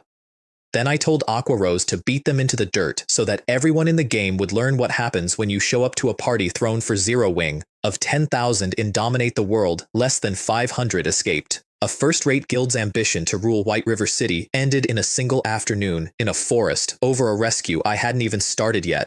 Spectators had filmed the whole thing, and the clips went across the kingdom like a fire in dry grass. 3,000 Zero Wing against 10,000 Dominate the World, and Dominate got wiped? A first-rate guild? 4 of the 6 great guilds of White River City are at war at once. What is happening over there? That ice grenade volley. The whole battlefield went white in a single second. I've never seen anything like it. And Crimson Axe, watching his first-rate guild bleed out over a war he'd been tricked into, kept screaming one question into his guild channel that nobody could answer, which was simply, who are these people, and why won't they stop? I want to be honest about why I did it that way, because on the surface it looks insane, picking a second war with a first-rate guild while a shadow organization is trying to erase you. But Dominate the World's real power isn't in this kingdom, it's spread thin across the map, and I knew from another life that if I let them taste ruling White River City, they'd pour in resources and become a monster I couldn't handle later. Wei Xuanyang tried to nip Zero Wing in the bud the day I said no to him. I was doing the same thing to Dominate the World, one entrance, one afternoon, before they ever got the chance to grow. You don't wait for the enemy to become strong out of politeness. You end them while they're still just an inconvenience. Liu Yue exploited the chaos and shattered what was left of Dominate, and the two of us split the mountain of dropped gear, and her second stood on that battlefield and finally understood what her boss had seen all along. 3,000 of my people had gutted an army of 10,000 and walked off with the loot. The held breath had let out, and it had teeth, and the whole city heard it. And Blaze Dancer and my main force team were still trapped.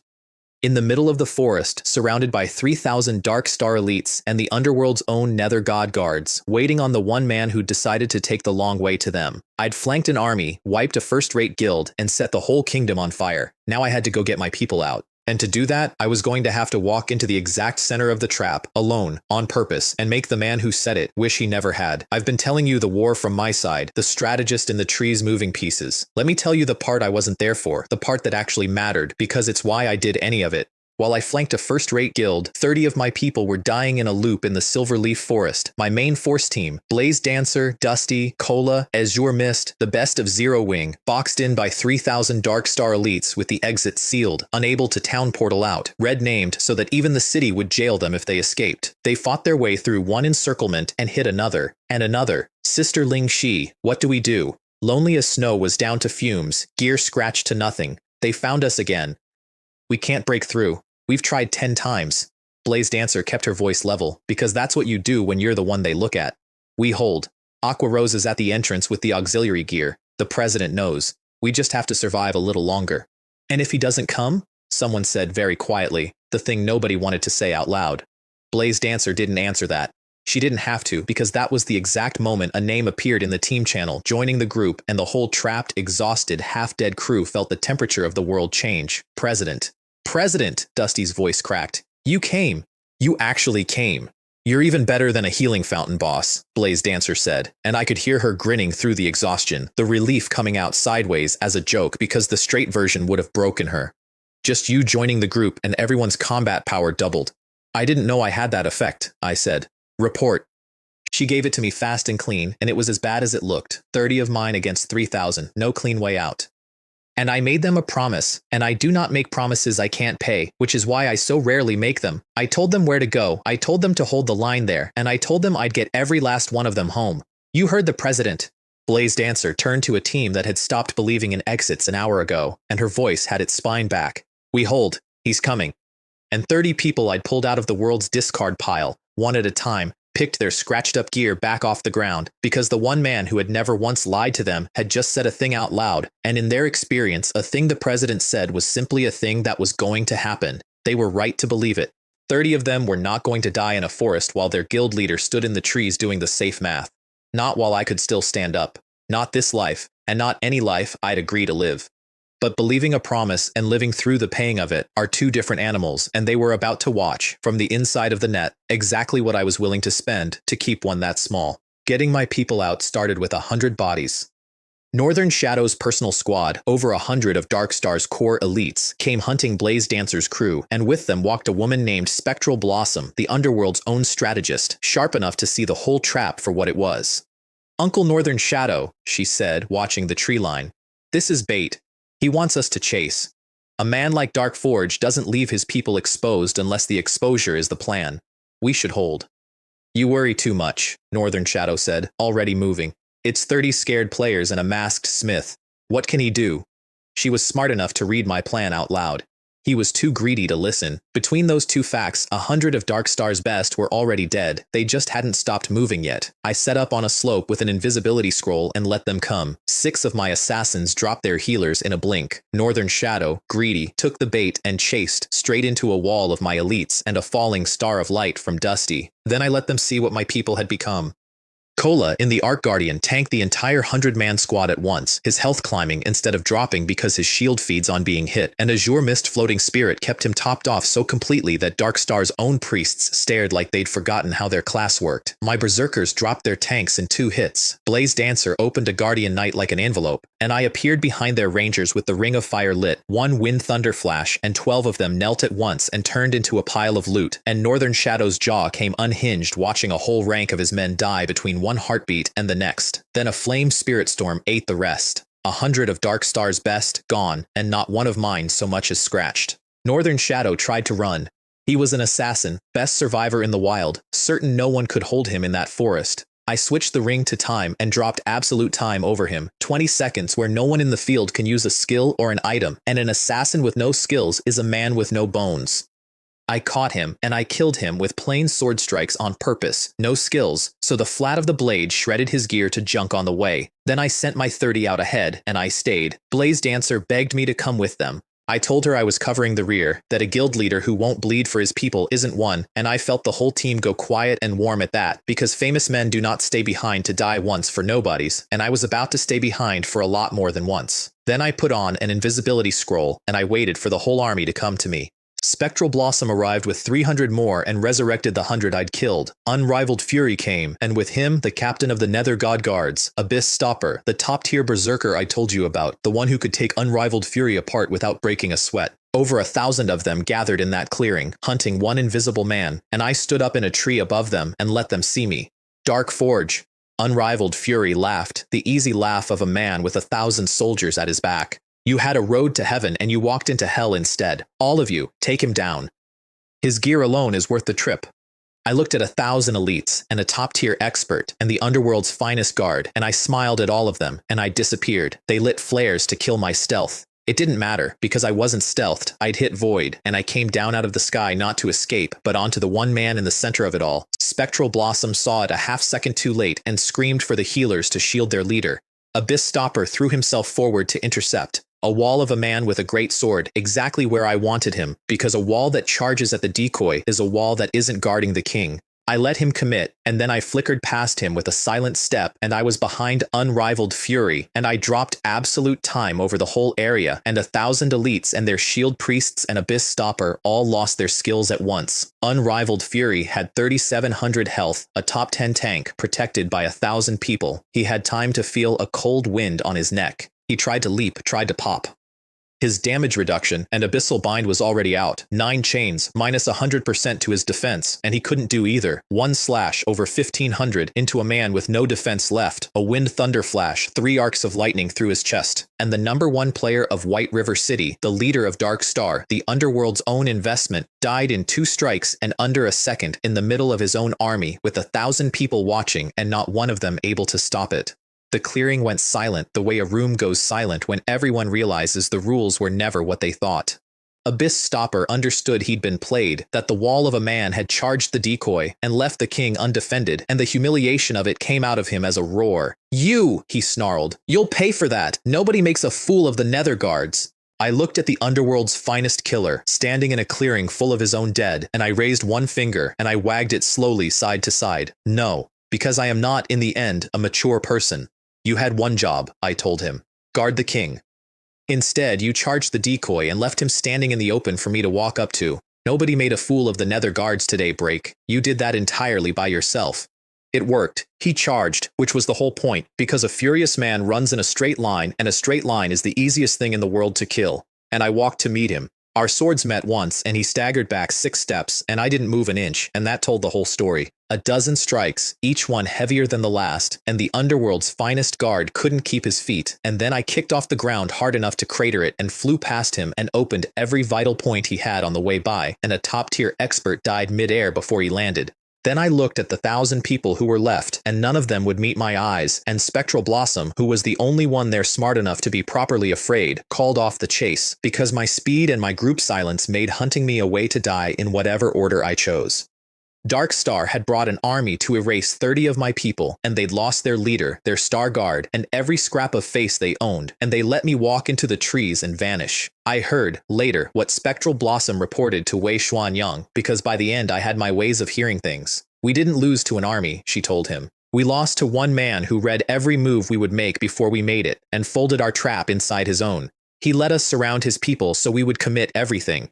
He let Unrivaled Fury feel safe, so he would stand still long enough to die in front of his own soldiers. I have never seen anything like him, President, and my professional advice is that we stop making him angry immediately and pay whatever it costs to make peace. Wei Xuanyang did the exact opposite of all of it, because that is the one thing a bruised ego can always be relied upon to do.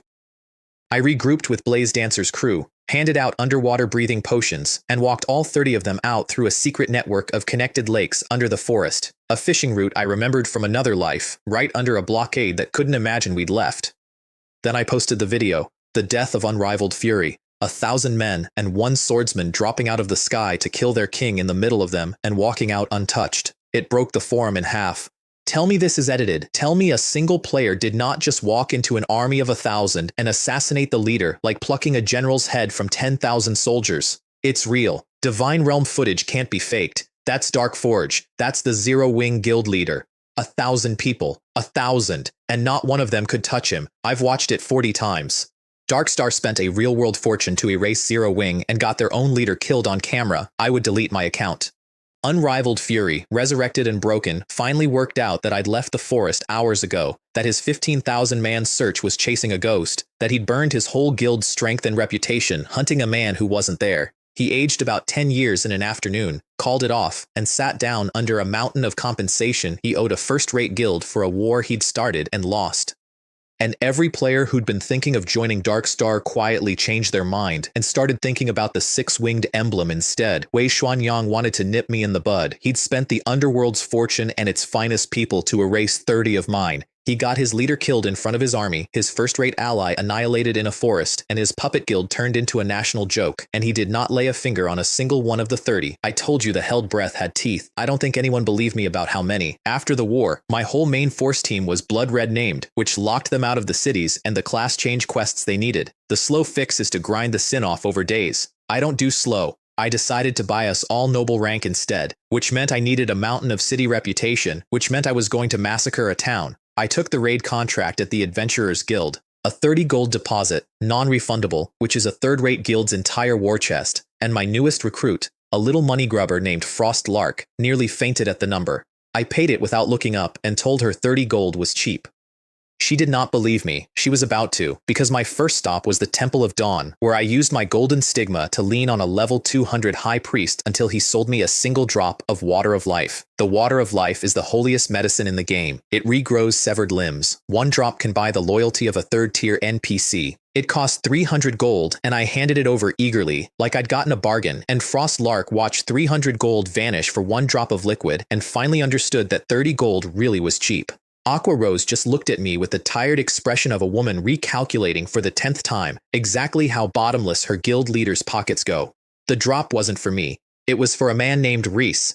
Reese lived in the slums of White River City, a one-armed commoner who used to be a second-tier swordsman until he lost his sword arm and nearly his soul fighting a third-tier demon. Nobody knew him. Nobody would ever know him in the timeline I remembered, except one ordinary free player who spent a fortune to heal him at level 100 and turned him into a 5th tier titled Sword Saint, a wind rider so strong that first-rate guilds didn't dare touch the nobody who owned his loyalty. I was doing it at level 30, 70 levels early, for one drop of water and a job offer. I offered him a place as my direct guard, and he gave me the tired, guarded look of a man who's learned that offers are traps. Your Excellency, look at me. One arm. I can't hold a sword, let alone protect you. Find someone whole. Then I showed him the vial, the drop of deep blue light, and everything in his face changed. That's, he said, and stopped, because his voice had failed him. That's water of life. You'd spend that on a cripple. A drop of that heals a severed arm. A drop of that buys the loyalty of a third-tier expert, and I was offering it to a one-armed nobody in a slum. I'm not spending it on a cripple, I said. I'm spending it on the man you're about to be again. Your body's ruined, your will never broke, not through years of a demon curse that turns better men into monsters. That's the part I actually want, this proud ruined man, who'd kept his soul intact through a decade of hell, looked at the one thing he'd been chasing his whole broken life, held out in the palm of a stranger, and he knelt. The water of life poured green light through him, and black smoke came out, and his color came back, and his arm grew back in under a minute, and a lion that had been caged so long it forgot the shape of the door stood up and remembered it was a lion. He flexed the new hand slowly, like a man testing whether a dream would take his weight, then scooped a fallen blade off the slum dirt and put it through a form so fast the air cracked. He stopped. He looked at the sword, and then at me. 10 years I watched this arm not be there, he said. A stranger buys it back before breakfast and asks for nothing but the fighting. Men don't do that. What's the catch, Your Excellency? No catch. One rule. I met his eyes. You don't die for me, Reese. I've got enough ghosts already. You live, you fight, and when all of this is finished, you go and become the sword saint you were always meant to be. That's the whole job. He didn't have an answer for that. Some men can't find one when you hand them back a future they'd already buried. He just fell into step at my shoulder, and in 2 lifetimes I have rarely made a better hire. His growth potential jumped from a mediocre 26 to a legendary 94 because I'd healed him early, and early is everything. I geared him up into a walking boss, and I want to tell you why that beat mattered to me more than any loot, past the fact that I just bought a future sword saint for the price of a nice weapon. Because I know what it is to be thrown away young, to have a whole better life waiting on the other side of one thing you can't afford. I couldn't reach back and hand that to the 2 people I actually came here for. I could hand it to Reese. Some debts you can't pay to the people you owe. You pay them forward to a stranger in a slum, and you let it count. Then I hired an army, 48 level 50 first-tier NPC guards from the Mercenary Hall, a month prepaid, and I marched them down the main street of White River City just to watch the whole city step aside. Darkstar players took their emblems off and hid. Dominate the World players stopped leaving town. A near 50-strong column of first-tier NPCs is worth more than 1,000 players, and everybody knew it, and everybody knew whose it was. The message wrote itself in the faces along the street. A guild that a month earlier couldn't reliably fill a single raid was now renting a wall of first-tier soldiers by the month and walking them through the capital like a man strolling out in a coat that cost more than your house. Nobody needed the arithmetic spelled out for them. Power in this game had a smell, and Zero Wing had started unmistakably to reek of it. A week earlier, the smart money in the capital had written us off as finished, a guild quietly bleeding out its last members. Now those same careful voices were asking one another, very casually, how a person might go about joining the thing that kept on winning. Streamtown is a desert hole where the game's murderers gather, 1,000+ red-named killers protected by 2,000 NPCs of a dark force called the Bloodhand Society, level 50 guards, unconquerable by any normal army, which is why the raid I'd taken wasn't a normal siege. My Viscount warrant fired a golden array into the sky over the whole town, and it cut every NPC's rank in half, 50 down to 30, 70 down to 50, right down to match my own guards. The announcement rang 3 times. Zero Wing attacks Streamtown. The red-named killers laughed. This was their backyard, a whole town of murderers who ate guild players for breakfast, and here came one guild to die on their doorstep. Zero Wing, one of them called out, loud enough for his friends. The famous Zero Wing, come all the way out here to feed us? Boys, it's payday. Somebody put a bounty on the guild leader. I want his gear. The Bloodhand Society posted a real reward for defending the town, and every killer in Streamtown cracked their knuckles and got ready to farm some easy loot off the arrogant strangers who'd wandered into the desert. They had the whole thing exactly backwards, which was the point. Then my rangers lured the whole NPC garrison out of the town, and my 40 guards turned around and fell on the players, who had stood there hesitating, wanting to watch the guilds bleed each other so they could pick the bones. Level 50 first-tier NPCs one-shot level 20 players. 200 red-named killers died in the first minute, and the guards didn't take a scratch because a level 20 man does about a dozen damage to a level 50 guard with 200,000 health. The area magic came down. Fire and lightning, and the town that had eaten so many careers turned into a slaughterhouse, and the killers who'd spent months making other people feel helpless finally learned exactly what it feels like from the other side. Frost Lark ran behind the guards, scooping up loot with both hands, glowing like a child let loose in a candy store. Sister Shoeies, look at this and this. It's all Darksteel. It's all better than Darksteel. There's so much of it I can't carry it all. She kept trying to carry it all anyway. One of these is a whole month's rent in the real world. Guild leader, can I have a bigger backpack, please? I'll pay you back. Eventually. Probably.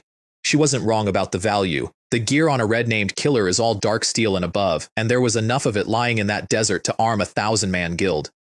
In one afternoon, we made back everything the whole war with Darkstar had cost us, and then a great deal more, and Frost Lark personally tried to pick up most of it by hand. Aqua Rose watched a whole town's worth of predators become prey, and understood again that her guild leader was operating on a board the rest of the game couldn't see. The clips hit the forums by nightfall because someone is always filming, and the kingdom that had spent a season afraid of Streamtown watched it burn in an afternoon. Streamtown, the outlaw capital, gone. I've had 3 characters murdered camping outside that place. I am framing this video.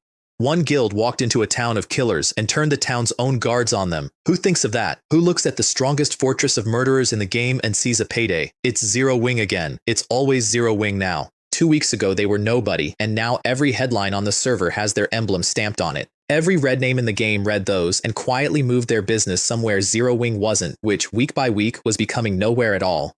I stood on a high slope over the massacre, and it was almost done, and it was almost too easy, and that's exactly when I felt it. A cold, familiar killing intent, moving toward me through the trees. Someone patient, someone I'd killed before. I smiled, because I knew that intent, and because he'd made the one mistake you can't make with me anymore, which is to come close enough to be caught. I had a bet I'd been wanting to make for a very long time, and the man walking up the slope to murder me was about to lose it. The killing intent belonged to absolute heaven. The assassin I'd killed twice already, come back better each time, hunting Dark Forge now for revenge, and for the fat bounty Wei Xuanyang had hung on any Zero Wing head. He'd grown, his gear was full mithril, his technique honed, and he'd gotten close enough to me to strike, which no one manages, right up until my Stigma's all-seeing eye picked him out of thin air from 100 yards. I flushed him with a wind thunder flash, and he threw himself out of it, genuinely rattled that I'd seen him coming at all, but he came up smiling.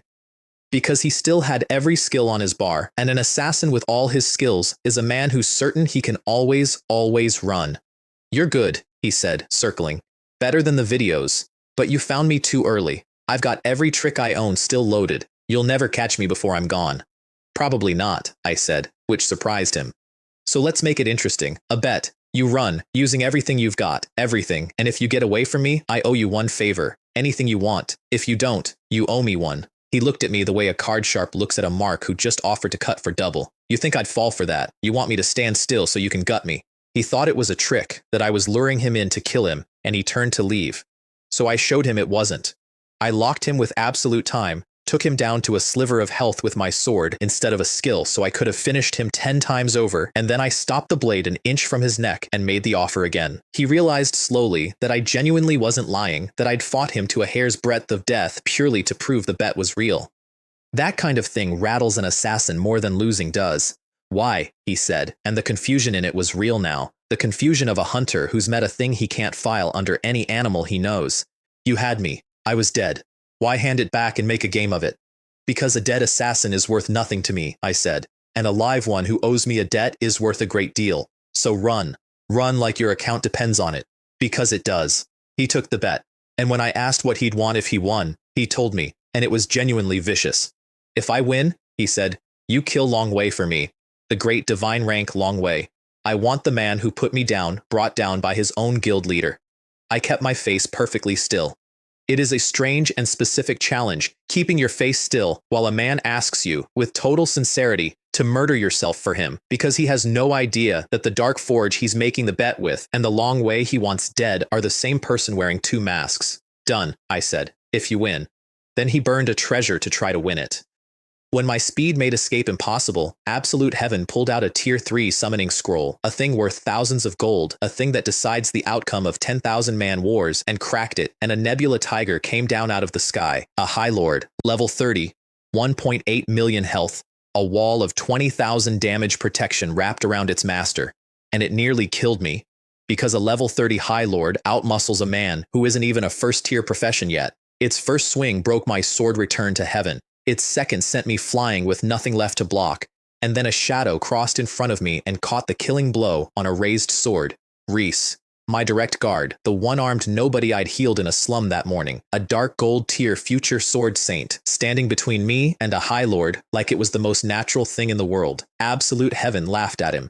An NPC guard? That's your answer? A level 30 swordsman can't beat a High Lord Nebula Tiger, you fool. You've just bought yourself 30 extra seconds to die in. He was right. Reese couldn't beat it, but Reese didn't have to beat it.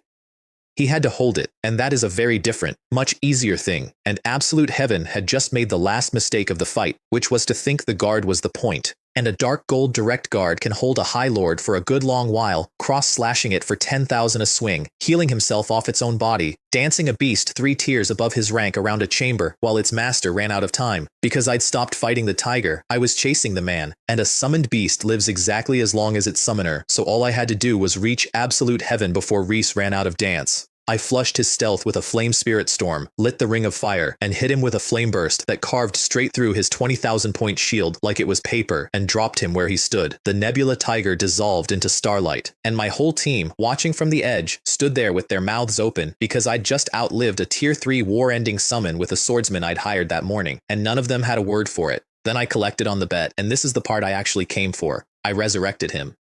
Level 16 now, gear in pieces, and I reminded him he'd lost, and he started to squirm the way losers do. That's when Frost Lark wandered over, my little money grubber healer, and said the single most terrifying sentence I have ever heard delivered in a cheerful voice. Guild leader, why are we even talking to him? Let's just kill him, and I'll revive him, and we kill him again, over and over, until he's back to level 0. Then we send him home to the underworld and see how long he lasts. Absolute Heaven, a top-tier assassin who kills people for a living, went pale at a teenager offering him tea and eternity. That's not... He actually turned to me, this hardened killer, looking to me to save him from a cheerful girl doing arithmetic on his afterlife. You'd let her actually do that to a person. Frost Lark has a great many ideas, I said. I find it's healthier not to rule any of them out where she can hear me do it. She beamed at what she took for a compliment. He got a shade paler. Then I let all of it land and added the polite version of the same knife.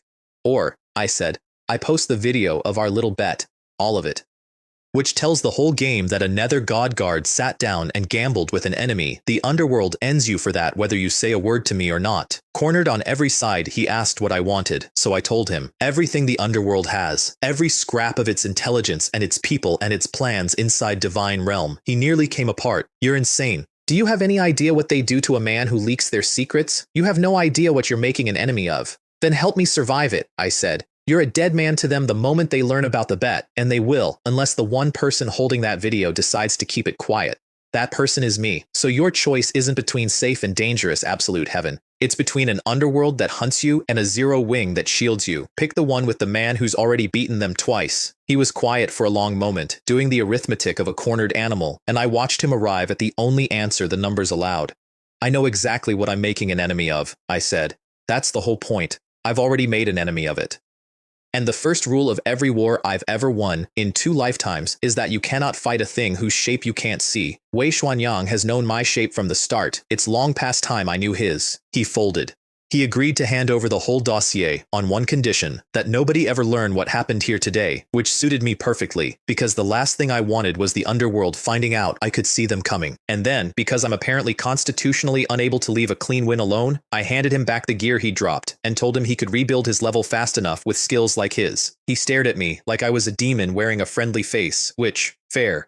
Only afterward did he understand the whole shape of it, that I could have killed him with one strike, and instead spent all that effort giving him hope of a counterattack, letting him burn a war-ending treasure, all so that the bet would be real, and the debt would be binding, and the man who tried to murder me would walk away as my personal window into the organization that wants me dead. He'd come to collect a bounty. He left as my informant, terrified of me, and quietly on my side. I want to be clear about what I actually did in that clearing, because it's the whole game in one move. I turned an assassin into a spy, a bounty hunter into an early warning system, and the underworld's own reach into a hole in the underworld's own wall. Not with a sword, with a bet a losing man couldn't refuse. Now I could see them. Now I knew their shape. And the war Wei Xuanyang started over a bruised ego was about to stop being a war he could win, because you cannot ambush a man who's holding your map. But first, before any of that, I had a rank board to break. And a lesson to teach a broken man about exactly how far paper can be pushed. Unrivaled Fury built his whole self out of one number, rank 1. It's how a mediocre man became a first-rate guild leader, how the underworld justified pouring a fortune into him, the single thing he had that nobody could take. So I took it, with a town full of dead men's experience and a 100-man squad that couldn't stop leveling. My raid team farmed the halved Bloodhand Society NPCs, level 30 and level 50 elites that hand out experience like a burst dam, and my people's ranks started climbing so fast the whole city noticed. From the 90s to the 80s to the 70s, and then something nobody in the history of Divine Realm had ever seen began to happen, because it wasn't one name climbing, it was 30, all at once, unstoppable. 70 to 100, all zero wing. Then the 60s, then everything. Unrivaled Fury watched it happen and came apart. Feed me, he was screaming at his own guild in the logs people leaked afterward. Everyone, lure monsters, more, and get out of my way. I take the last hit, all of it. Nobody takes my spot on that board. Do you hear me? He herded 600 people into teams just to shovel experience into himself. And when that wasn't fast enough, he started burning Darkstar's strategic magic scrolls, the guild's painstakingly hoarded war chest, thousands of gold of it, cracking them one after another into empty air just to shave seconds off his own leveling. He's spending the whole armory, one of his own officers said, watching the scrolls go up. For a number, for a rank. Then let him, said another, very quietly, and that quiet was the sound of a guild deciding it was done. His own people watched him set their future on fire to protect a spot on a board, and every one of them began, in that moment, to hate him. And it wasn't enough, because you cannot outgrind 30 people farming halved 50 elites with a shield forged for exactly this, and one by one, Zero Wing's names slid up past his, and the number that was the whole of him slipped out of his hands. Then the kingdom-wide announcements went off, 3 of them, one after another, and the whole game stopped what it was doing to read them. Zero Wing, first guild to hold the top 10 of a city's rank board, then the top 30, then the whole top 100, an honorary guild, a title no guild in the entire Star Moon Kingdom had ever earned, with 800 gold and 30,000 reputation attached to it. No first-rate guild had ever done it. No one had ever dreamed of doing it. And a guild that had 2 weeks earlier been written off as a nobody bleeding members, a guild the whole city had watched Darkstar mass an army to erase, had just swept every single rank in a major city and put its 6-winged emblem on all of it. The kingdom couldn't talk about anything else. Is this real? The whole top 101 guild? No guild in the entire Star Moon Kingdom has ever done that. Not a first rate, not a super guild, nobody. What are these people eating to be this strong? 2 weeks ago, everyone said Zero Wing was finished, bleeding members, done. Now look, I've never been so happy to be wrong about a guild. Somebody tell me how to join. I'll sell my house. I'll walk to White River City if I have to. Players across the whole kingdom started planning to migrate to White River, spending their savings on teleport fees, all to line up for a chance at a guild that had become, overnight, the thing you tell stories about. An unrivaled fury sat in the wreckage of Dark Star, dethroned, broke, buried under a first-rate guild's compensation, having lost his rank, his star guard, his leader's dignity, his war, and his precious number, all to a guild he'd been so sure was already dead. There was a quieter payoff in the middle of all that noise, and it's the one I keep. In the Bloodhand Society's vault, I'd pulled a key that turned out to be a magic tool, a trigger for a lost hidden class called the Starcaster. It could have gone to any of my mages. It went to Azure Mist Floating Spirit, the girl who'd been selling ice juice for her sick mother the day I met her. I told her the truth about it first. This class is a curse as much as a gift. It might force you to restart your whole account from zero. Everyone you fought beside will be 100 levels ahead while you're back in a beginner town. You'd be throwing away everything you've built. She didn't even blink. I don't want to stand in the back and heal anymore, guild leader. I want to be on the front line where it matters. If starting over is the price, I'll pay it. I just want to do more for the guild. The steadiest eyes I have ever seen on a girl who'd been hawking juice on a corner a season ago, so I put a legend in her hands because loyalty like that is the only currency in this game I've never learned to fake and never once wanted to. So here's where I stood, at the end of all of it. A guild that owned a whole city's rank board and a title no one had ever held.